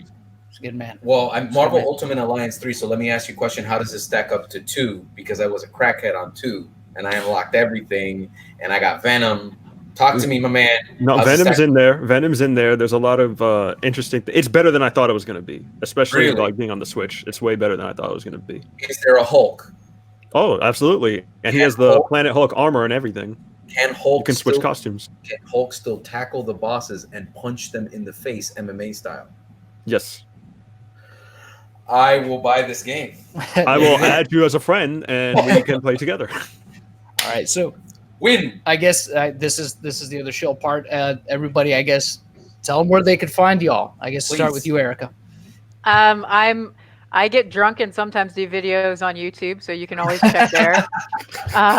It might not be the most interesting content, but it might be entertaining. And then, of course, I'm over on Twitter, and that's about it. I've locked down all my other social media. But if you guys want Kit Kats or whatever, or you can just slide into my DMs. I'll mail y'all some Kit Kats as long as you pay me for them. Yeah. Gotcha. BPM, where can people find you? Yo, at BPM_Broly on Twitter, Broly Power Maximum on YouTube. And if you want to find some of my old WoW stuff, search Chipman Warcraft movies for a time before YouTube even existed. Yes, I'm old. The information. Look into this stuff. Yeah. I'm thinking of maybe switching over my content to gaming stuff. Good. Oh, Come back to the Alliance, my son. No, never. I'm gonna if you're on my server, you're dead. Oh. dang. No. See how it is. dead. Upside All down right. 7, bro. Yeah. You can find me at Aura_Gami on Twitter, and I've been migrating all over, but you can find me and Broly on the DNA Crows channel for the Couch Crows. So There you go. Yeah, I Boom. realized I told you guys I was on Twitter, and then like a noob didn't give you my handle. Do the thing, Erica. It's at Sifa Sigurd, SIFFA SIGURD as in Delta. That's There you how you DM for the Kit Kats, everybody. I'm gonna do That is if you guys want in the black Wanna market get Kit hooked Kat. up. All right, so All right, and famo. everybody knows how to find me. Obviously, it's Toy Bounty Hunters on all the social media platforms except for Twitter because I couldn't fit the S, so it's just Toy Bounty Hunter. But appreciate you for being here, Erica. Again, we got to do this again Thanks for sometime. having me. And I'm boys, always up for it. yeah, boys, as pleasure as always. We also got to do something again here real soon. So Always, and yeah. thank you to the chat for being a part of this. You I'll be make all scheduling this something possible. out. Yeah, just make sure to look out for notifications of when I'll be doing the next stream, or I'll announce it on Twitter. So until next time, y'all know how it goes. The hunt continues, and thank you once again. And yes, Dave. Deuces. Oh, that's the button.